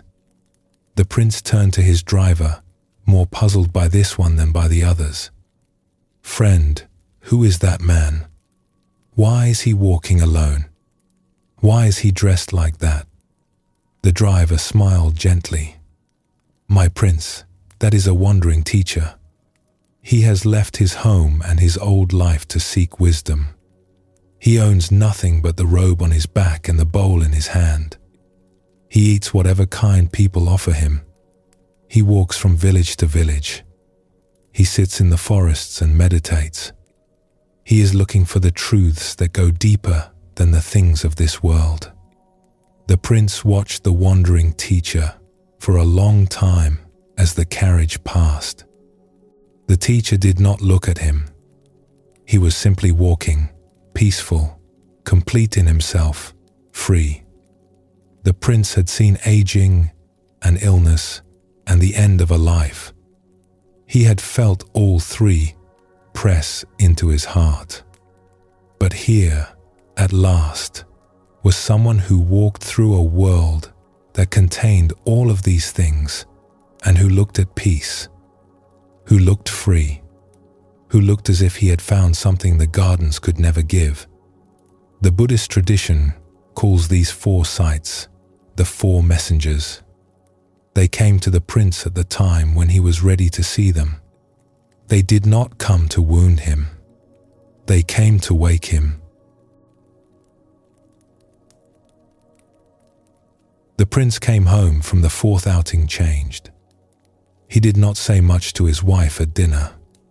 He held his son for a long time that evening. He went to the highest balcony of the palace and stood there, looking out over the gardens, toward the walls, and beyond the walls to the city, and beyond the city to the hills and the wide world he had never known. He understood now what the wise man had said when he was a baby. He understood the choice. He understood that the gardens were beautiful, but that they were also walls, and that the truth of being alive was waiting for him beyond them. The Buddhist tradition says that this is what every awakening looks like, in some form. We grow up inside our own version of the gardens. We do not know they are gardens. The walls are kind. The flowers are real. But one day, in some quiet way, the messengers come. We see something we were not meant to see. The years pressing into someone we love. A difficulty we cannot smooth away. The end of something we thought would last. And the questions begin. The questions the gardens could not answer. The Buddhist tradition does not ask us to be grateful for the difficulty. It only asks us to listen when the messengers come and to let them point us in the direction we are meant to go. The prince stood on the balcony that night for a long time. The stars were very bright over the mountains. The palace below him was quiet. His wife and son were asleep in their chambers. His father slept in his own. The gardens, washed silver by moonlight, looked almost the same as they had looked all his life. But the prince could no longer stay in them. The 4 messengers had pointed somewhere else. The next part of his story tells what he did with what they had shown him. But for tonight, it is enough to know that the messengers came, that they did their gentle work, and that they set him on the path that would, in time, lead him home. The path he was about to walk would take him far from the gardens. It would take him further than his father ever imagined. It would take him through hardship and through searching and through long nights of deep stillness under wide skies. But it would, in the end, bring him to a freedom that the gardens could never have given him. The gardens had been a kind of preparation, even though the king never meant them to be. The walls had to be there for him to one day step beyond them. The flowers had to be beautiful for him to learn, by contrast, what beauty alone cannot answer. Let us rest here for a few breaths. The body can soften. The mind can grow still. There is nothing further you need to understand tonight. When you are ready, we will continue together.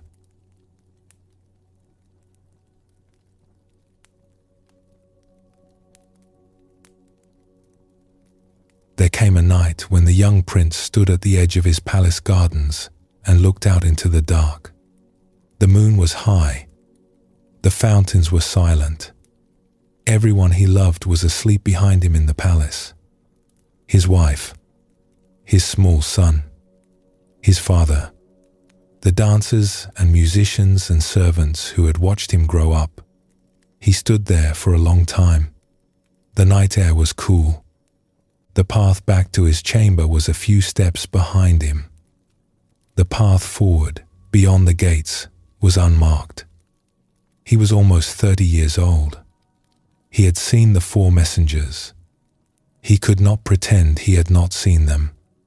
He turned away from the palace and walked through the gardens to the outer wall.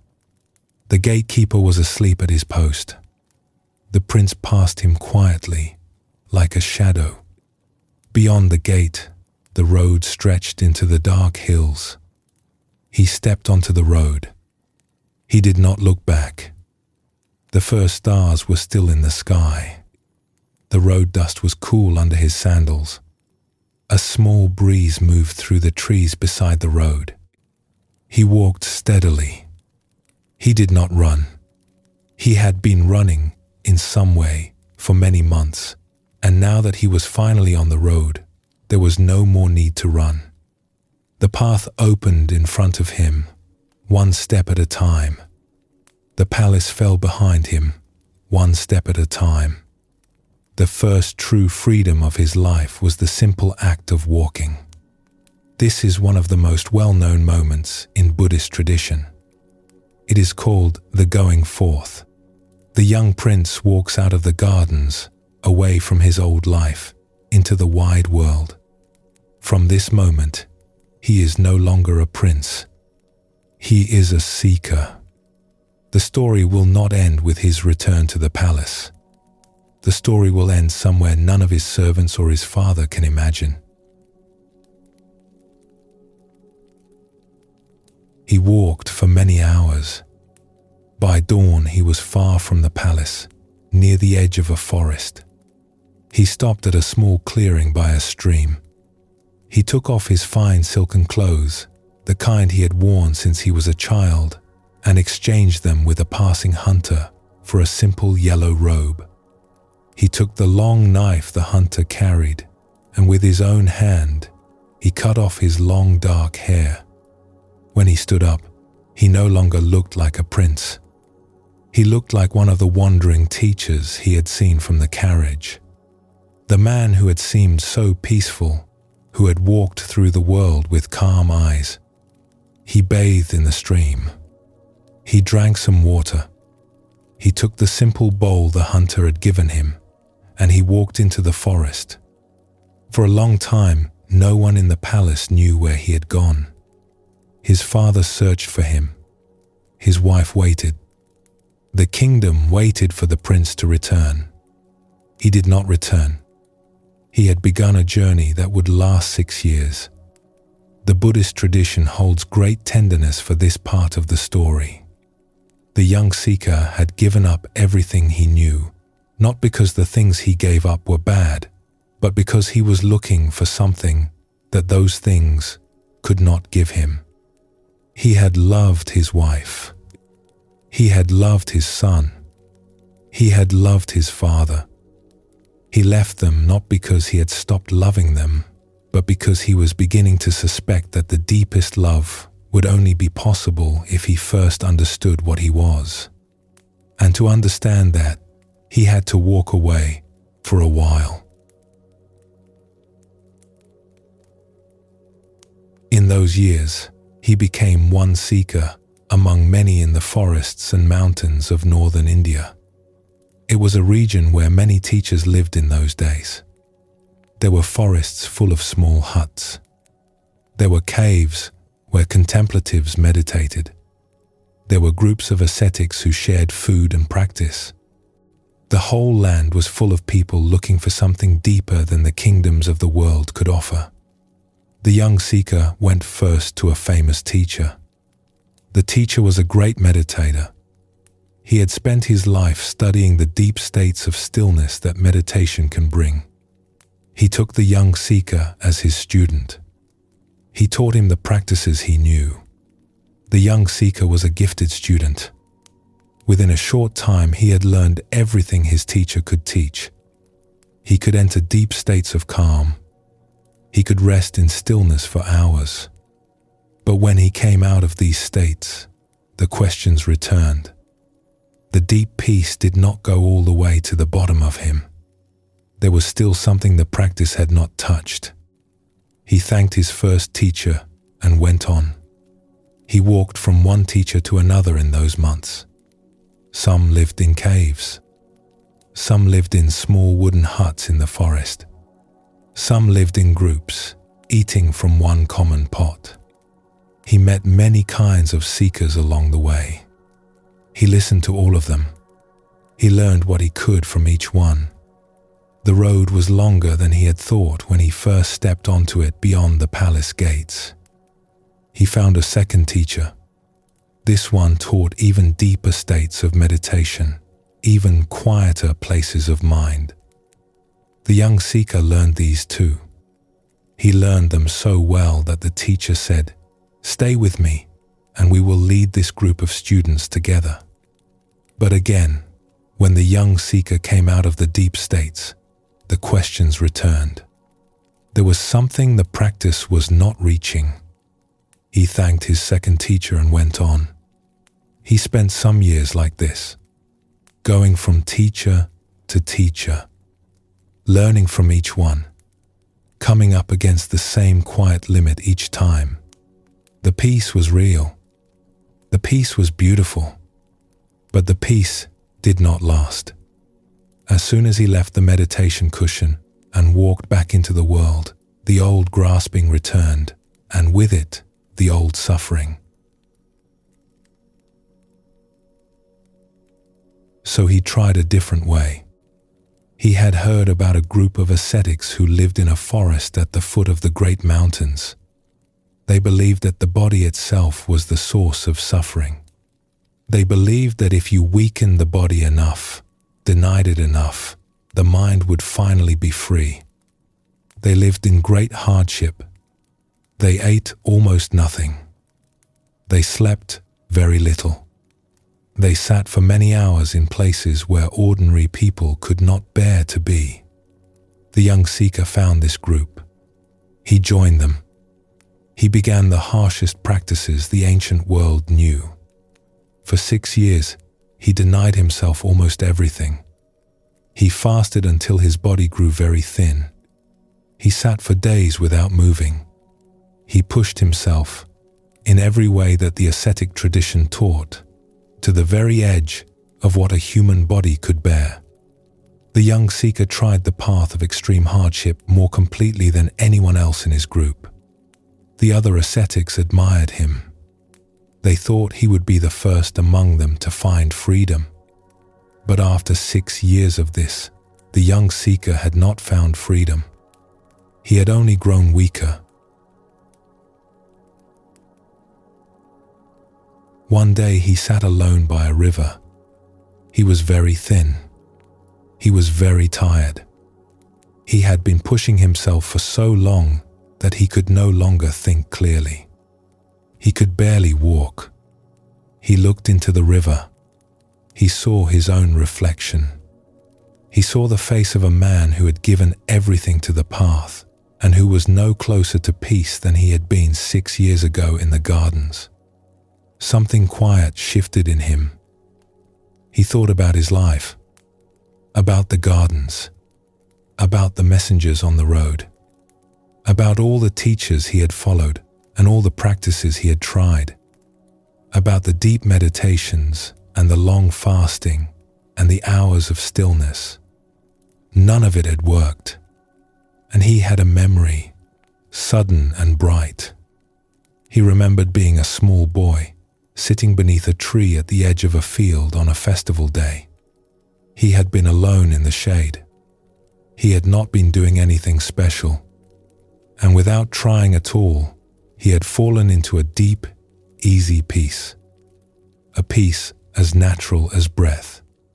He had not thought of that afternoon in many years, but it was here now, clear as the river in front of him.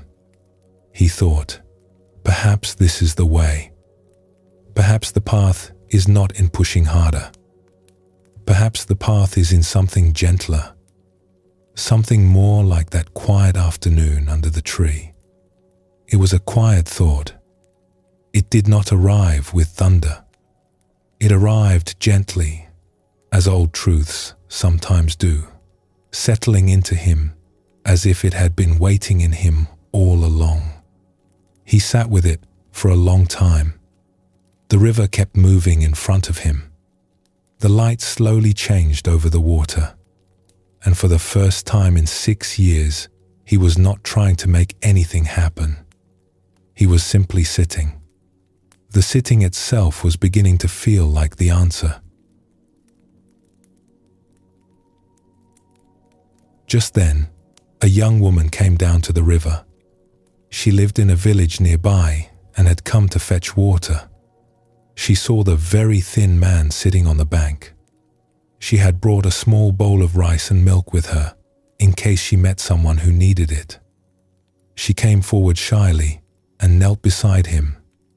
"Please," she said softly, "I have brought this. It is very simple, just rice and milk, but you look as if you have not eaten in many days." The young seeker looked at the bowl for a long time. He had not eaten properly in years. He had been taught that to accept such food was to weaken his practice. The other ascetics would scorn him if they saw. She spoke again, even more gently. "My grandmother used to say that a holy man should not refuse food offered with kindness. She said it would be a sadness for the one who offered it." The young seeker looked up at her. He saw a young woman with a worn shawl and steady, kind eyes. There was nothing complicated about her. She had simply walked down to the river with a bowl because she thought someone might need it. He had just realized that pushing harder was not the way. So he reached out and he took the bowl and he thanked her. He ate slowly. The rice and milk were the best meal of his life. When he had finished, he handed the bowl back to her. "Thank you," he said. "You have given me more than you know." She bowed and smiled, not quite sure what he meant. Then she rose, picked up her water jar, and went back to her village. When the other ascetics heard, they were disappointed. They had thought him a great seeker. Now they thought him a fallen one. They left him by the river and went deeper into the forest without him. The young seeker did not mind. Something in him was clear now, for the first time in 6 years. He sat by the river, his strength slowly returning, and he began to feel what would come next. The Buddhist tradition says that this was the moment of the middle way, the moment when the young seeker turned away from both extremes. The indulgence of the gardens, where every wish had been fulfilled. The harshness of the ascetics, where every wish had been denied. Both had brought him to a wall. The path he needed was a third one, a middle way. Something steadier and more in keeping with what a human body and mind actually need. He stayed by the river for some days, eating simple food when it was offered, drinking water when he was thirsty, resting his body. His strength returned. The light came back into his eyes. He began to walk along the river in the cool of the evenings, watching the herons step quietly in the shallows. He thought about the years he had spent, the years in the gardens, the years with the teachers, the years among the ascetics. None of those years had been wasted exactly. Each one had taught him something. The gardens had taught him that pleasure does not satisfy. The teachers had taught him that deep states do not last. The ascetics had taught him that punishing the body does not free the heart. What he needed now was a path that did not depend on any of those things. A path that worked from the inside, not the outside. A path that could be walked in any life, by anyone, without leaving the body behind and without filling it with more and more. He did not yet know what that path looked like. But he knew that the seeking he had done so far had brought him to this point. And he knew that whatever came next would be different from anything that had come before. The Buddhist tradition has preserved this story for over 2,000 years because it tells us something we need to hear. The seekers we admire most did not get there by pushing themselves to break. They got there by learning, finally, how to stop pushing and start listening. The deepest things in us cannot be forced. They have to be allowed.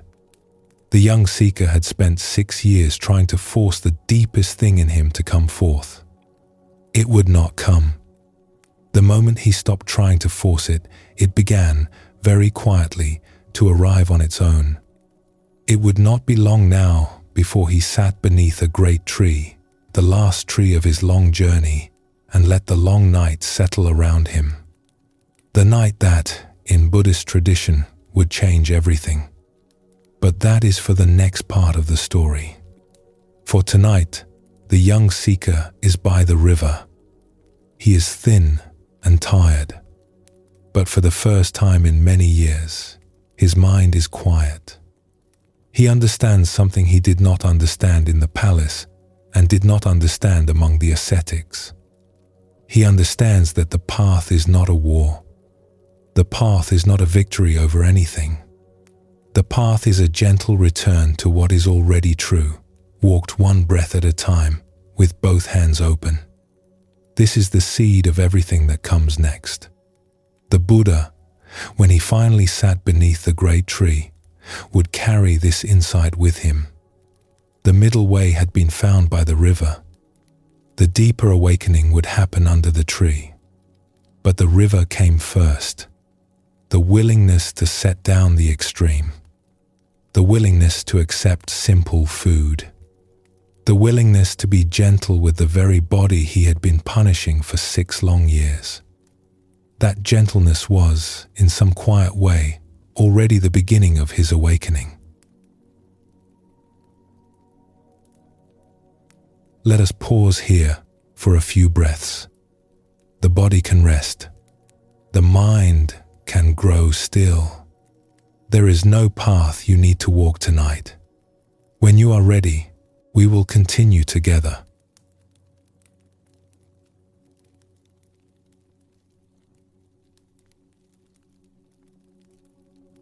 There is a small boy in this very old story. He is perhaps 7 years old, perhaps 8. He is sitting alone in the shade on a festival day in his father's kingdom. He is the same person who will one day be the Buddha, but that is many years away.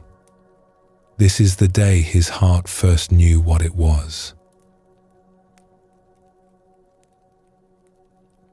The festival was held once a year in the small kingdom in the foothills of the mountains. It marked the beginning of the planting season. On that day, the king and the men of the court would go out into the ceremonial fields and turn the first earth with wooden plows. The whole kingdom watched. The musicians played. The children ran in the long grass. The women brought baskets of rice cakes wrapped in green leaves. The kingdom only had a few of these festivals each year, and this was the most cherished one. There was a feeling in the air that all of life depended on what happened on this day. The good of the harvest, the good of the kingdom, the good of every family that planted seed. Everyone came who could come, even the very old people with their soft white hair sat in the shade and watched. The small prince had been brought out for the festival. He was old enough now to begin learning the customs of his father's house. Servants had set up a small canopy of white silk at the edge of the field, with cushions inside, and the boy had been placed there to watch. After a while, the day grew hot. The servants thought the boy might be more comfortable under the trees at the edge of the field, where the shade was deep. They moved him there, then drifted off to watch the ploughing. So the small boy sat alone under a wide tree in the shade. The tree had soft round leaves and small fruits.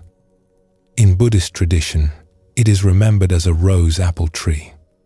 The boy could see, through the leaves, the slow movement of the festival in the bright sun. He could hear the music. He could see the long line of men with their wooden ploughs. He could see his father, the king, far away across the field. The boy was quiet. He was not bored. He was not lonely. He was simply there.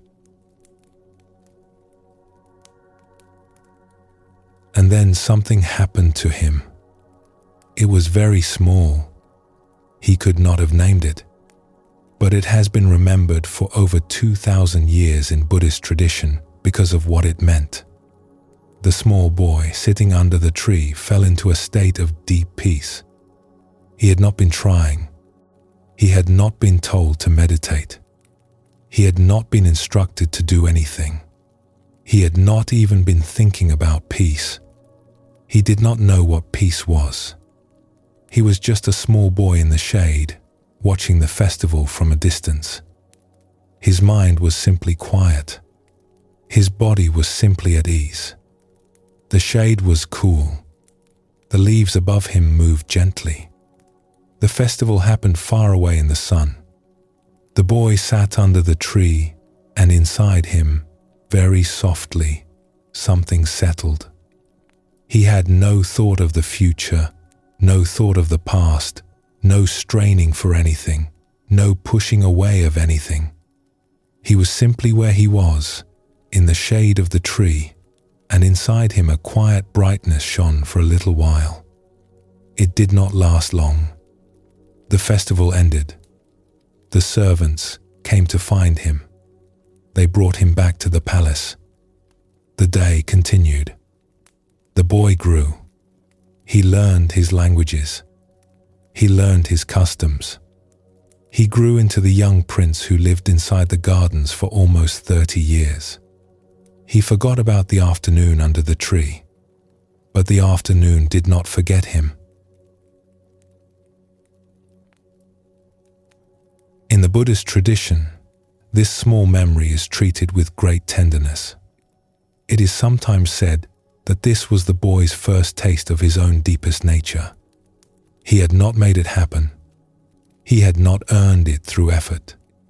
It was simply there, beneath all the other states, waiting to be noticed.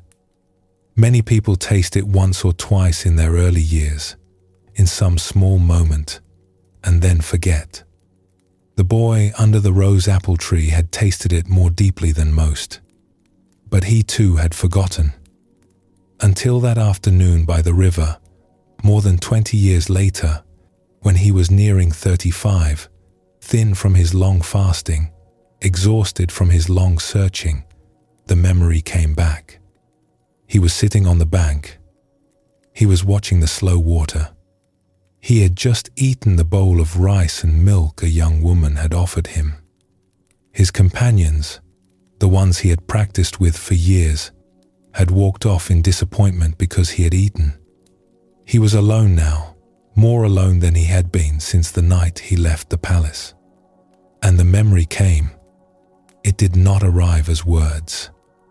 It arrived as a feeling of cool shade, a feeling of small fruits hanging above him, a feeling of being a small boy, sitting under a tree, knowing in his small body the deep peace that he had been hunting all over the forest for the last 6 years.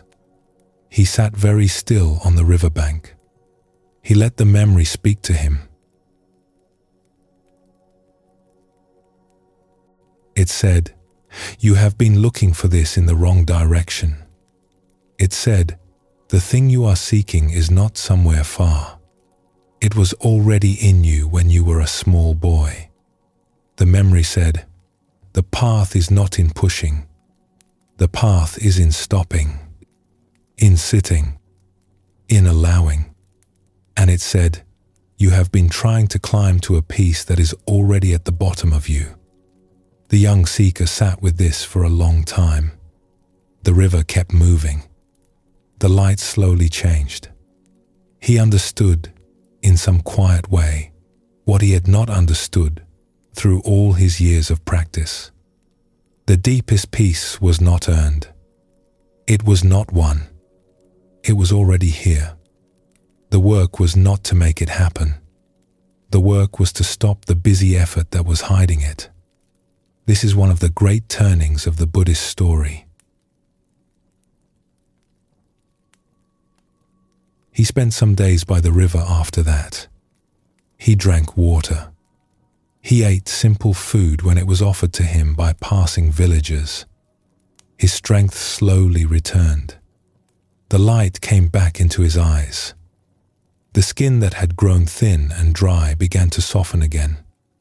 He walked along the river in the cool of the evenings. He watched the herons step in the shallows. He noticed the small wildflowers growing in the grass at the water's edge. He had not noticed wildflowers in many years. He was beginning to notice many small things again. The bend of a reed in the current, the shape of a cloud over the hills, the pattern of footprints children left on the bank of the river. He was returning, slowly, to his own senses. The years of austerity had built a wall between him and the simple world. The wall was thinning now. He was preparing, though he could not have said in words for what. There is a teaching in the Zen tradition that points at what was happening in him during those quiet days. It is sometimes called beginner's mind, the mind that has set down everything it learned and is willing to start again, fresh. The young seeker had spent 6 years gathering. He was now, in some quiet way, setting down what the teachers had told him, setting down what the ascetics had taught him, setting down even his own ideas about what he was looking for. He was becoming light, empty, open, ready. The Zen tradition says that this kind of emptiness is not poverty. It is the most useful thing in the world. A cup that is full of yesterday's tea cannot hold today's. The young seeker was emptying his cup. By the time it was empty, he would be able to receive what he had been chasing for so long. After some days, he stood up from the riverbank. His strength had returned enough for him to walk. He knew where he wanted to go. There was a wide tree he had passed once in his travels, on the other side of the country, in a quiet place near a small village. It had been a beautiful tree. He had not stopped at it then. He had been hurrying somewhere else. But the tree had stayed in his mind. He decided to walk to it. He would sit beneath it. He would not get up again until he had found what he was looking for. This was a quiet decision. He did not tell anyone. He did not announce it. He did not even say it out loud to himself. He simply began walking. The decision was in the walking. He walked for some days. He passed villages and rice fields. He passed other seekers on the road, but did not stop to talk with them. He passed small streams and cattle resting in the shade of trees and children carrying water. He kept walking. The destination grew closer with every step. One evening, as the sun was lowering, he came past a small farmhouse. A woman was outside, drawing water from a well. She saw him on the road and stopped. "Friend," she called out, "where are you going so late?" He paused. "I am walking to a tree I once passed," he said. She tilted her head, not quite understanding. Then she smiled. "Come and rest with us for the night. There is rice on the fire. The road will still be there in the morning." He bowed in thanks.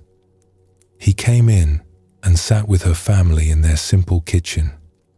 They did not ask him many questions. They shared what they had. Her small children stared at him with quiet curiosity. After the meal, her husband showed him a clean corner of the barn where he could sleep.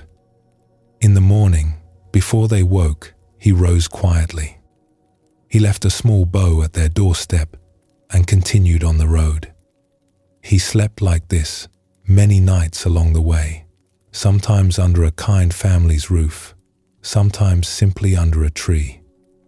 He ate what villagers offered him. He thanked them and walked on. He was not in a hurry. He had spent 6 years hurrying. The hurrying was over now. He walked at the pace of a person who has remembered that the road itself is part of the journey. In Buddhist tradition, this walk is remembered with quiet reverence.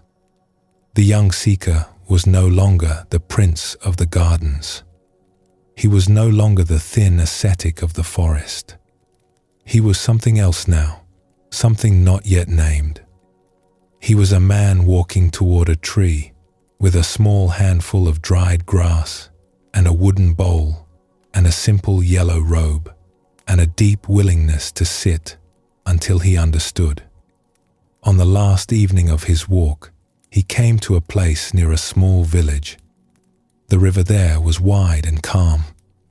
The land was green, and rising from the level ground, with its broad branches spreading wide above the fields, was the tree. It is remembered in Buddhist tradition as the Bodhi tree. The word means awakening. It would not get that name until later. On the evening the young seeker first arrived at it, it was simply a beautiful wide tree with long branches and a thick green canopy and a soft patch of grass beneath it where a person could sit. He stood at the edge of the field and looked at the tree for a long time. The sun was low. The light was warm and slow. Birds were settling in the branches for the night. He felt, in his quiet way, that this was the place. He felt that his long walking was about to end. Something in him knew that what he had been searching for through 6 years of hardship was very near. He stepped forward across the grass. He bowed to the tree, gently, as one might bow to a friend. Then he sat down beneath it, with his back against the wide trunk, and he settled himself for the long night ahead. He had brought a small handful of dried grass with him to sit on. He arranged it carefully under him. He crossed his legs. He rested his hands in his lap. He let his breath settle. He made a small, quiet vow inside himself. It was not a vow to anyone else. It was a vow to his own heart. He would not get up from beneath this tree until he had understood. He would not move. He would not strain. He would simply sit with both hands open and let the long night unfold and let whatever needed to come, come. It was the most peaceful decision of his life. The sun set. The first stars came out over the village. The cattle in the fields lowered themselves to rest. Somewhere a child laughed. Somewhere a mother called her family in for the evening meal. The tree above him began its quiet night sounds. A small breeze moved through the leaves. The young seeker sat beneath the tree. The night was long, and what happened during it has been told in Buddhist tradition for over 2,000 years. But that is for the next part of the story. For tonight, it is enough to sit with him at the foot of the great tree, in the moment just before everything turned. To feel the cool of the evening, to hear the small breeze in the leaves above, to know that the long 6 years of striving have come to their end, and that a quieter night is beginning. There is something gentle about this moment in the story.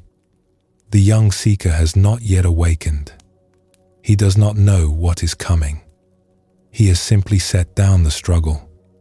He has simply chosen to sit. He has simply remembered that the small boy under the rose apple tree, all those years ago, already knew what he was seeking. And he has come to a tree of his own to let the same quiet knowing rise in him again. In the Buddhist tradition, this is sometimes pointed at as the most important step on any path. The step of sitting down, the step of stopping, the step of being willing, finally, to allow what has always been there to show itself. The rest will come on its own. Let us pause here for a few breaths. The body can rest. The mind can grow still.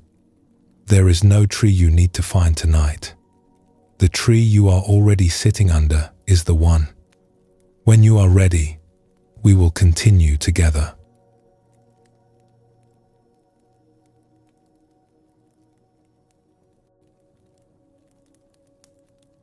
Long ago in northern India, a man sat beneath a wide tree on a quiet night. He had walked many roads to get there. He had spent 6 years searching for something he could not quite name. He had tried everything the ancient world knew. And now, on this evening, he had stopped searching, and he had sat down on a small handful of dried grass, and he had made a quiet vow to his own heart. He would not get up again until he understood. This is the story of the long night that followed. The night came down slowly over the village near the tree. The cattle in the fields had lowered themselves to rest. The lamps in the small houses had been put out, one by one. A wide river not far away made its soft sound under the stars. The leaves of the tree moved gently in a small night breeze. The man sat very still. His back was straight against the trunk. His hands rested in his lap. His breath was slow and even. The sun had set hours ago. The stars were bright over the kingdom in the foothills of the mountains. He was alone with the tree and with his own quiet mind and with the long night ahead. The crickets were beginning their night song. Somewhere a dog barked once and then was quiet. The smoke from the evening fires of the village rose in slow lines toward the stars. The world settled into its night rhythm. The man under the tree settled with it. In Buddhist tradition, this night is one of the most important in human history. It is sometimes called the night of awakening. It is sometimes simply called the long night. The man who sat down at sunset would not be the same man who stood up in the morning. But during the hours of darkness, he was simply a tired seeker under a tree, watching his breath, letting his mind grow still. The Buddhist tradition speaks of 3 watches of that night. 3 deep movements of his quiet mind, each one carrying him further into what he had been searching for. In the first watch, his mind moved gently backward through his own life. He saw himself as he had been earlier that day, sitting by the river before the walk. The years among the ascetics, very thin, very tired, trying to find freedom through hardness. The years with the teachers in the forest, listening, learning, leaving. The road from the palace, his hair just cut, the dark hills ahead of him. The palace itself, his small son in his arms, his wife in the lamplight. He saw himself farther back. He saw himself as a young man learning to ride a horse, as a boy learning the old poems, as a small boy under a wide tree on a festival day, as an infant in his mother's arms. In Buddhist tradition, it is said that he saw farther back than that. Through many lifetimes, he saw the long chain of being he had been part of, all the small lives that had risen and fallen, all the loves and losses and forgettings that had brought him to this tree, on this night, under these stars. When the first watch ended, he was very quiet inside. He understood that he was not new. He was part of something very old. And the something very old was not a problem to solve. It was simply the long current of being alive. In the second watch of the night, his mind moved outward, beyond himself. He saw, in some quiet inner way, the long pattern of all beings, how lives rise and fall, how people are born and grow and love and lose and grow tired and come home and are born again. The seasons of being alive, how grasping causes pain and how letting go opens peace. The same truth playing out in millions of small lives, like a single melody played in many instruments at once. The Buddhist tradition says this seeing was not bitter. It was tender. He saw the suffering of beings, and he also saw the way out. The path was already in every life, waiting to be noticed. Everyone had the same heart inside them that he had inside himself. The same grasping, the same possibility of release. He saw the small child afraid in the dark. He saw the old man tired in his chair, the merchant counting his coins late into the evening afraid he did not have enough, the mother holding her sick child, the king on his throne afraid of losing it, the beggar at the temple gate hoping for bread. All of them clear, all of them held with great kindness. He saw that they were all, in some way, himself. And he was, in some way, all of them. When the second watch ended, his heart had grown very wide. In the third and deepest watch of the night, his mind settled into the 4 truths themselves. He saw the first truth clearly. Life carries difficulty within it.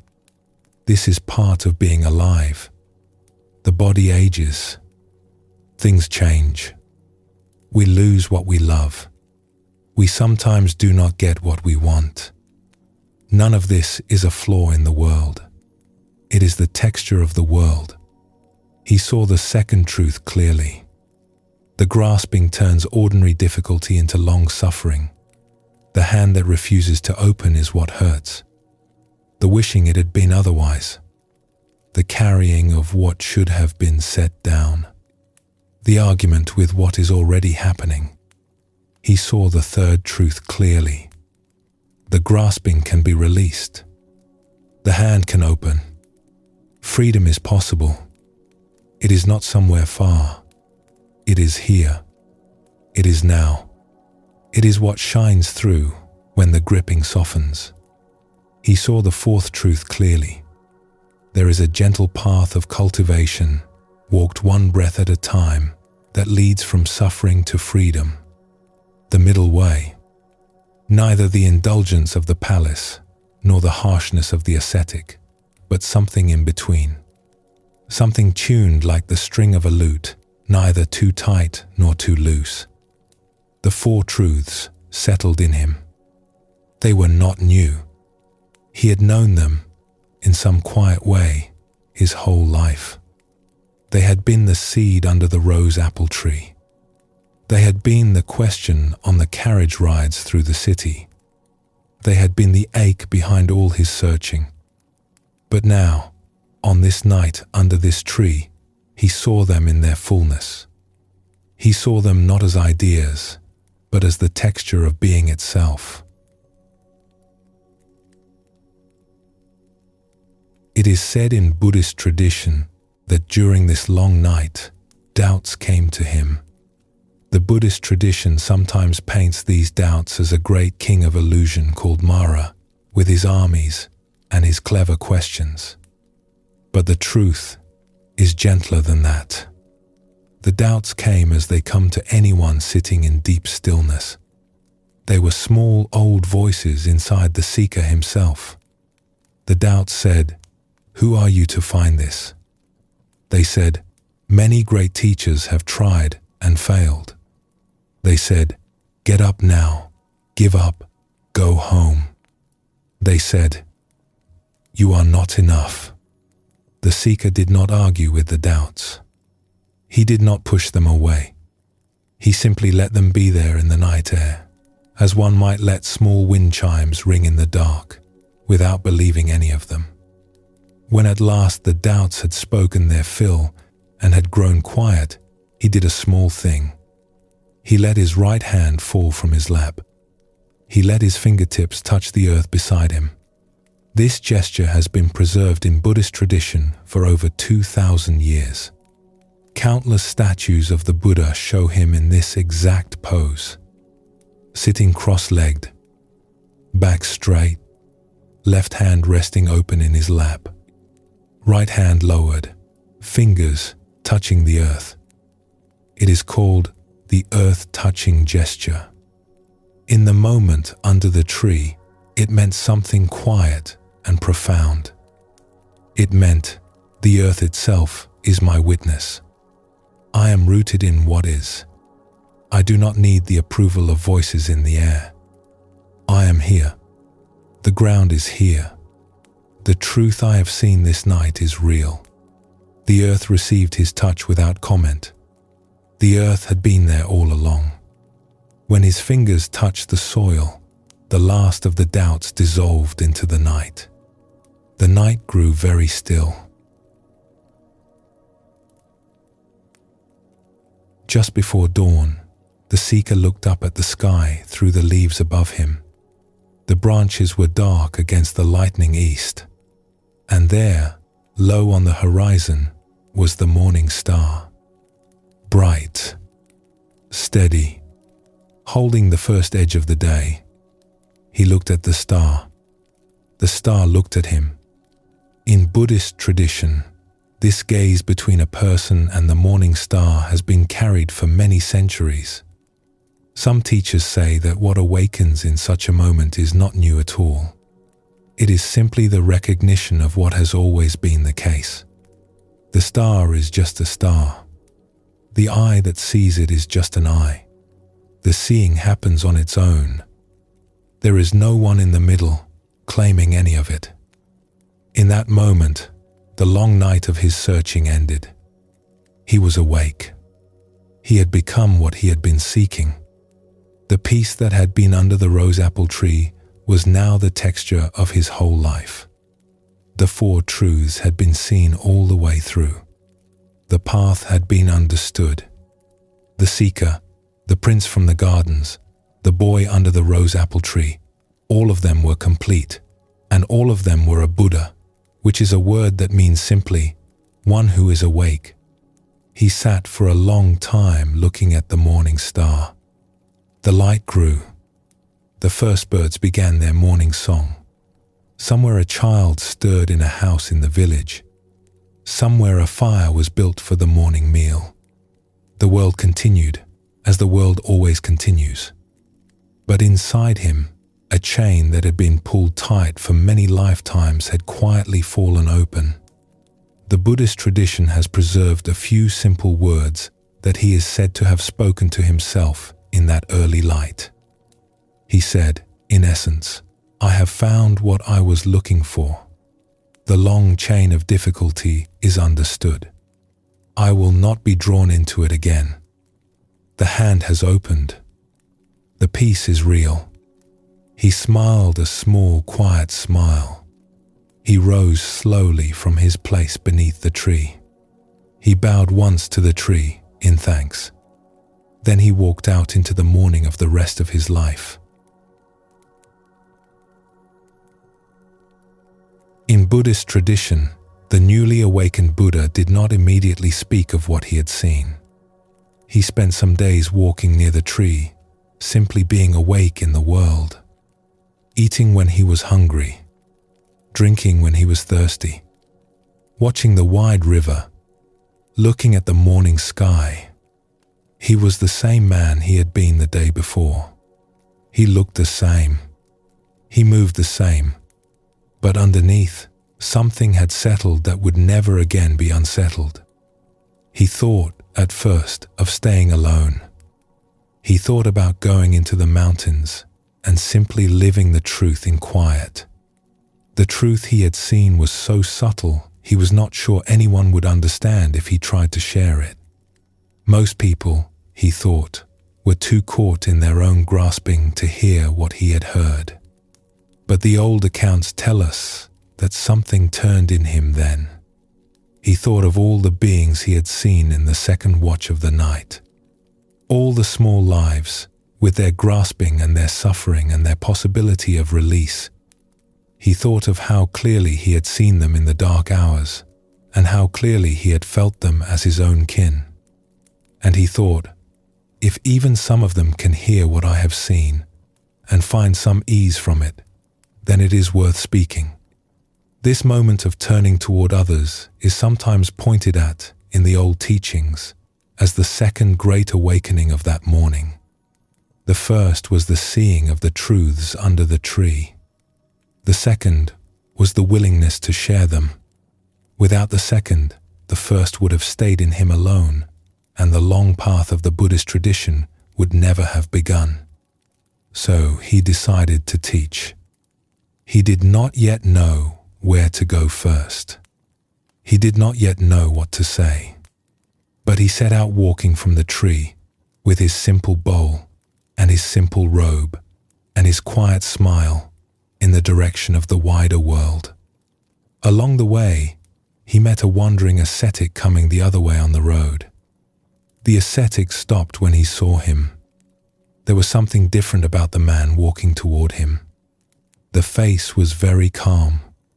The eyes were very clear. "Friend," said the ascetic, "who is your teacher?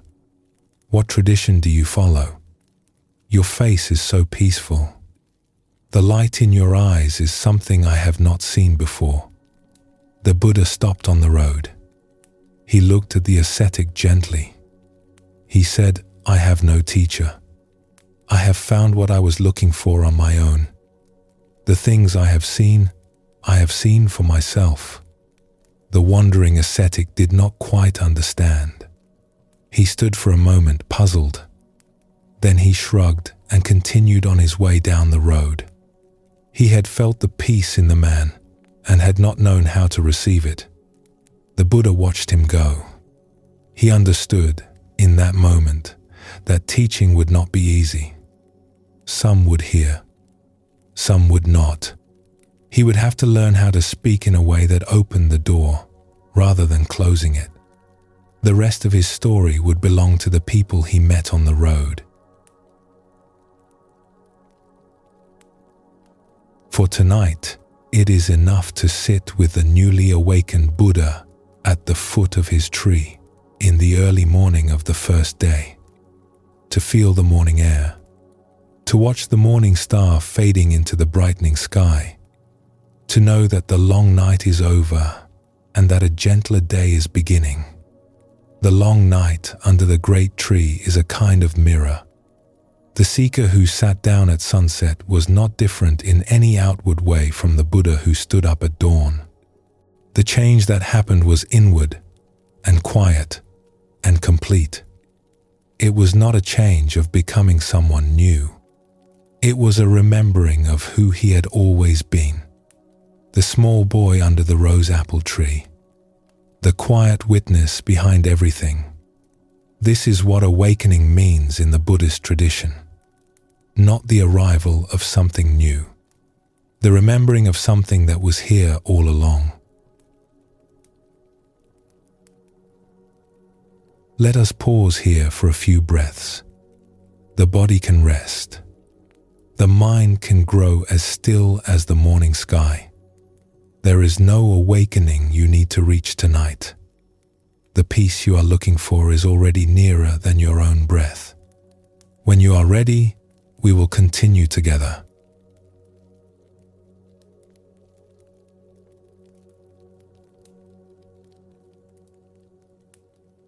In the years after his awakening, the Buddha walked the roads of his country for 45 more years.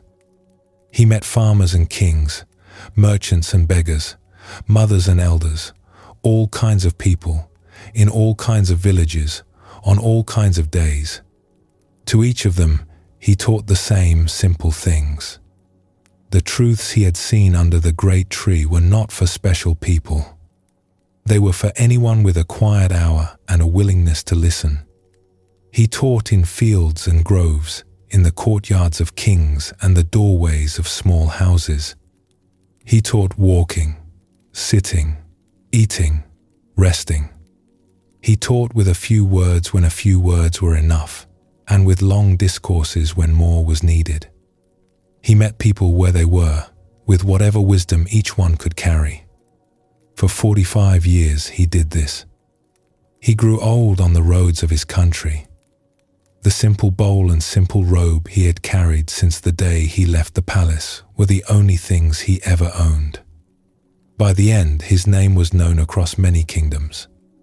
His teachings had become a tradition, but the man himself remained, until his last day, a quiet walker on country roads, with a bowl in his hand and a steady smile. There is a scene from very late in his life that has been carried through the centuries. He was walking with a small group of students along a country road. He stopped beside a tree and asked one of them to spread a robe on the grass for him. He was tired. He was an old man now. He sat down and looked at the sky for a long time. The students sat with him in silence. He had walked many roads. He had seen many villages. None of it had taken him anywhere other than where he was. Every step had simply been a step home. This is the closing part of the long story we have been following. But the truth is, the story does not really belong to him. It belongs to anyone willing to listen. The Buddha himself said this many times. He said, "Do not believe a teaching because it is old. Do not believe it because I said it.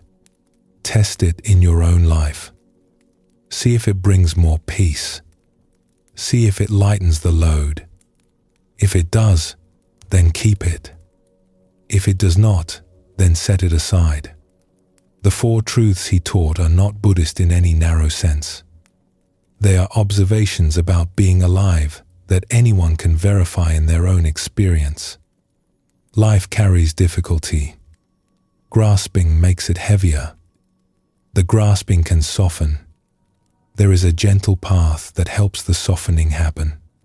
The story of the prince in the gardens, the years of seeking, the long night under the great tree, all of it has been pointing in one direction, very quietly. It has been pointing at your own life, at the breath you are taking right now, at the body that is resting where it is resting, at the simple, ordinary moment you are inside of, right here, tonight. There is a quiet teaching at the heart of the Buddhist tradition that is sometimes overlooked. It is the teaching of enough. When the Buddha came down from the great tree, he did not become a great king. He did not gather wealth. He did not build palaces. He kept the same simple bowl and the same simple robe he had carried for 6 years. He walked from village to village, eating what people offered him, sleeping under trees, owning very little. He had discovered that very little was enough. He had spent his early years inside a palace where everything was provided. He had spent his middle years among ascetics who denied themselves almost everything. Both extremes had taught him the same thing in the end. What is truly needed is much less than the world tells us. And what is truly needed is also already here. In Buddhist tradition, the word for this is santuti. It is sometimes translated as contentment. The deeper meaning is gentler. It is the recognition that what is already here is enough. The breath I am taking now is enough. The cup of water I am drinking is enough. The small, kind word from the person beside me is enough. The simple meal at the end of a long day is enough. This is not a teaching of giving up. The Buddha did not ask his followers to want nothing. He asked them only to notice, sometimes, that what they already have is more than they often see. The Buddhist tradition is gentle about this. It does not say, you must give up everything. It says, notice, just notice, how much is already here, how much your eyes have been seeing without acknowledging it, how much your body has been carrying you through all these years without complaint. The small kindnesses that are always passing between people, even on hard days. The teaching of enough is the teaching of noticing what was already true.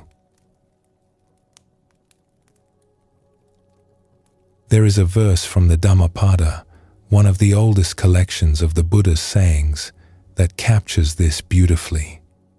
It says, "Contentment is the greatest wealth." He did not mean that we should not try to make our lives better. He did not mean that we should ignore real hardships or fail to care for those who depend on us. He meant something subtler. He meant, do not let the mind always want more. Let it sometimes notice what it already has. Let it sometimes rest where it is. Let it sometimes say, quietly and without strain, this is enough. The contented mind, the Buddha said, is the richest mind in the world. A king who is always wanting more is poorer than a beggar who has found peace with what is in his bowl. A house full of riches with a restless heart inside it is poorer than a small hut where someone has learned how to be still. This is one of the most generous teachings the Buddhist tradition offers. It says that the deepest wealth is available to anyone, at any time, in any circumstance. It does not require waiting for things to change. It requires only the willingness to see, in this very moment, what is already true. In the Zen tradition, there is a saying that touches the same truth from a different angle. It says, sitting quietly, doing nothing, spring comes, and the grass grows by itself. The saying is gentle and a little playful, but beneath it is something deep. It is saying that the deepest things in life do not need to be forced. They unfold on their own when we stop interfering.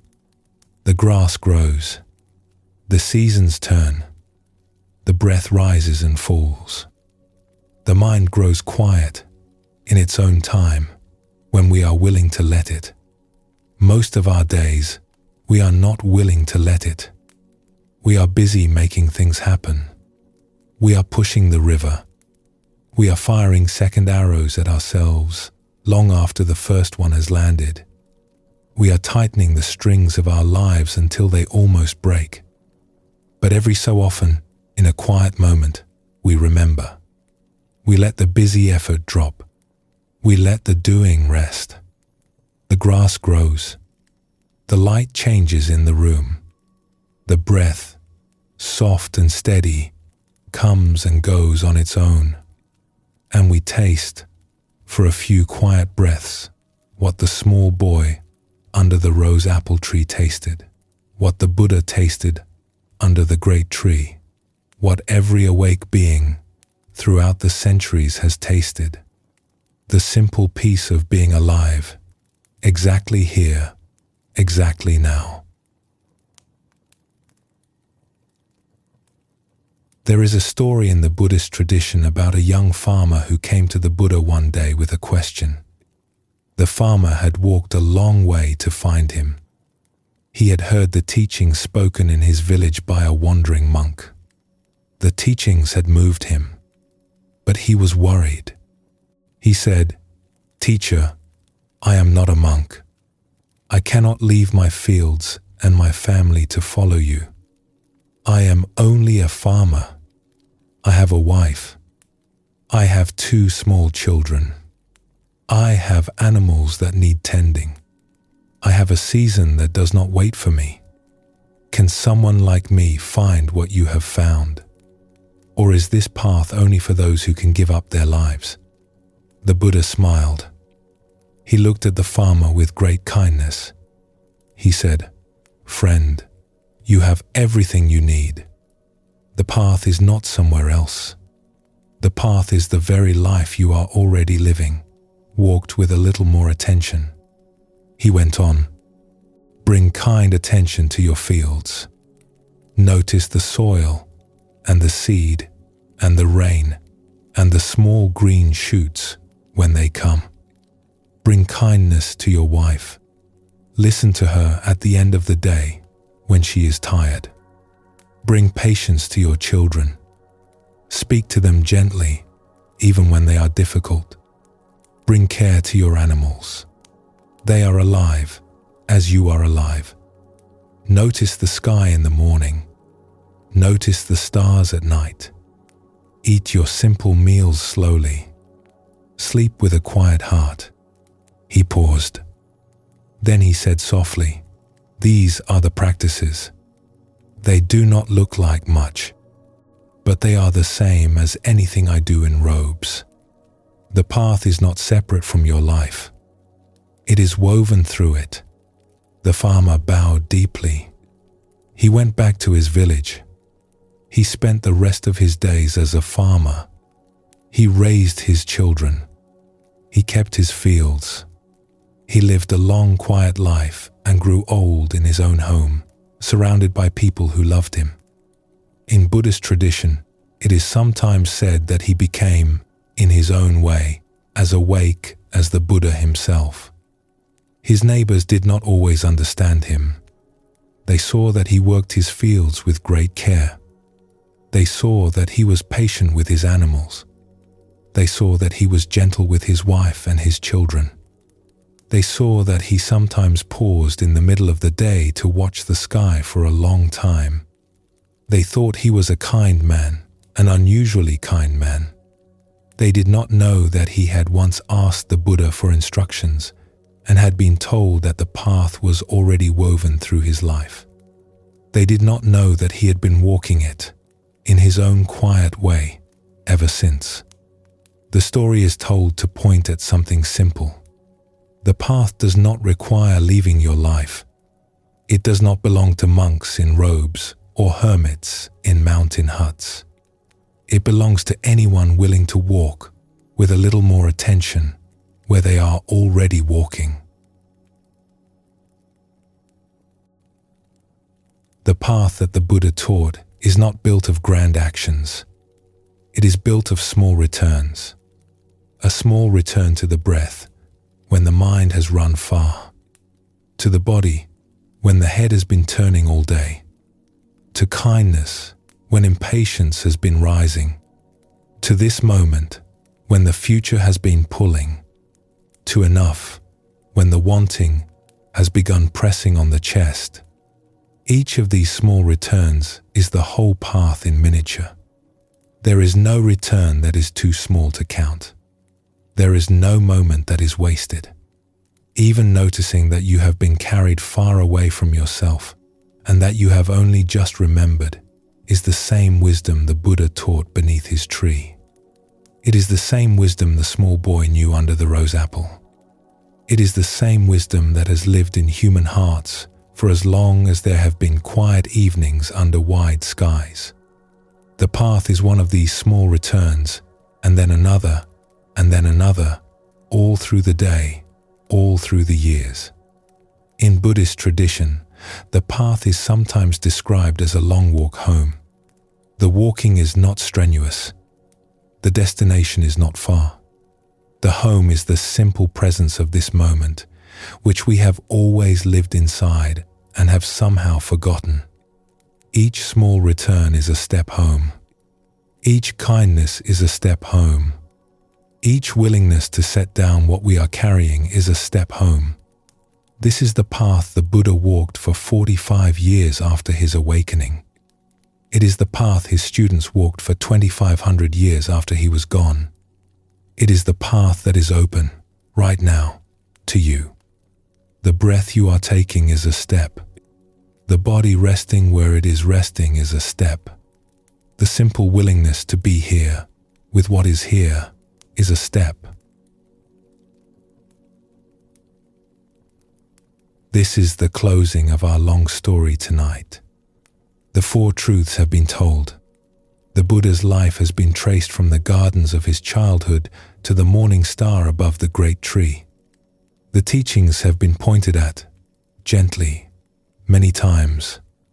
What remains is for you to live your life. Not differently, not better, just with a little more attention, a little more willingness to set down what you were never meant to carry, a little more remembering of the small boy under the rose apple tree, who already knew, without trying, what every seeker has been seeking. The peace under the tree is not far away. It is here. It is in the breath you are taking. It is in the body that is resting. It is in the mind that is, for these few hours of the night, growing quiet. You are exactly where you need to be. The path is exactly where you are standing. There is nowhere else you need to get to. There is nothing else you need to do. This moment, quietly received, is enough. The grass grows by itself. The seasons turn. The breath comes and goes. And somewhere, beneath all the noise of the world, the truths the Buddha saw under his great tree are still alive, still being seen, still inviting any one of us, in any quiet hour, to come home. Let us pause here for a few last breaths. The body can rest deeply now. The mind can grow as still as the morning sky. There is nowhere further to go. There is nothing further to do. You are home. When you are ready, we will continue together for a few last words before we close.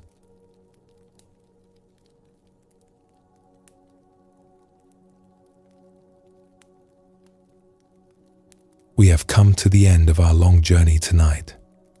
We have walked through the four noble truths the Buddha taught under his great tree 2,500 years ago.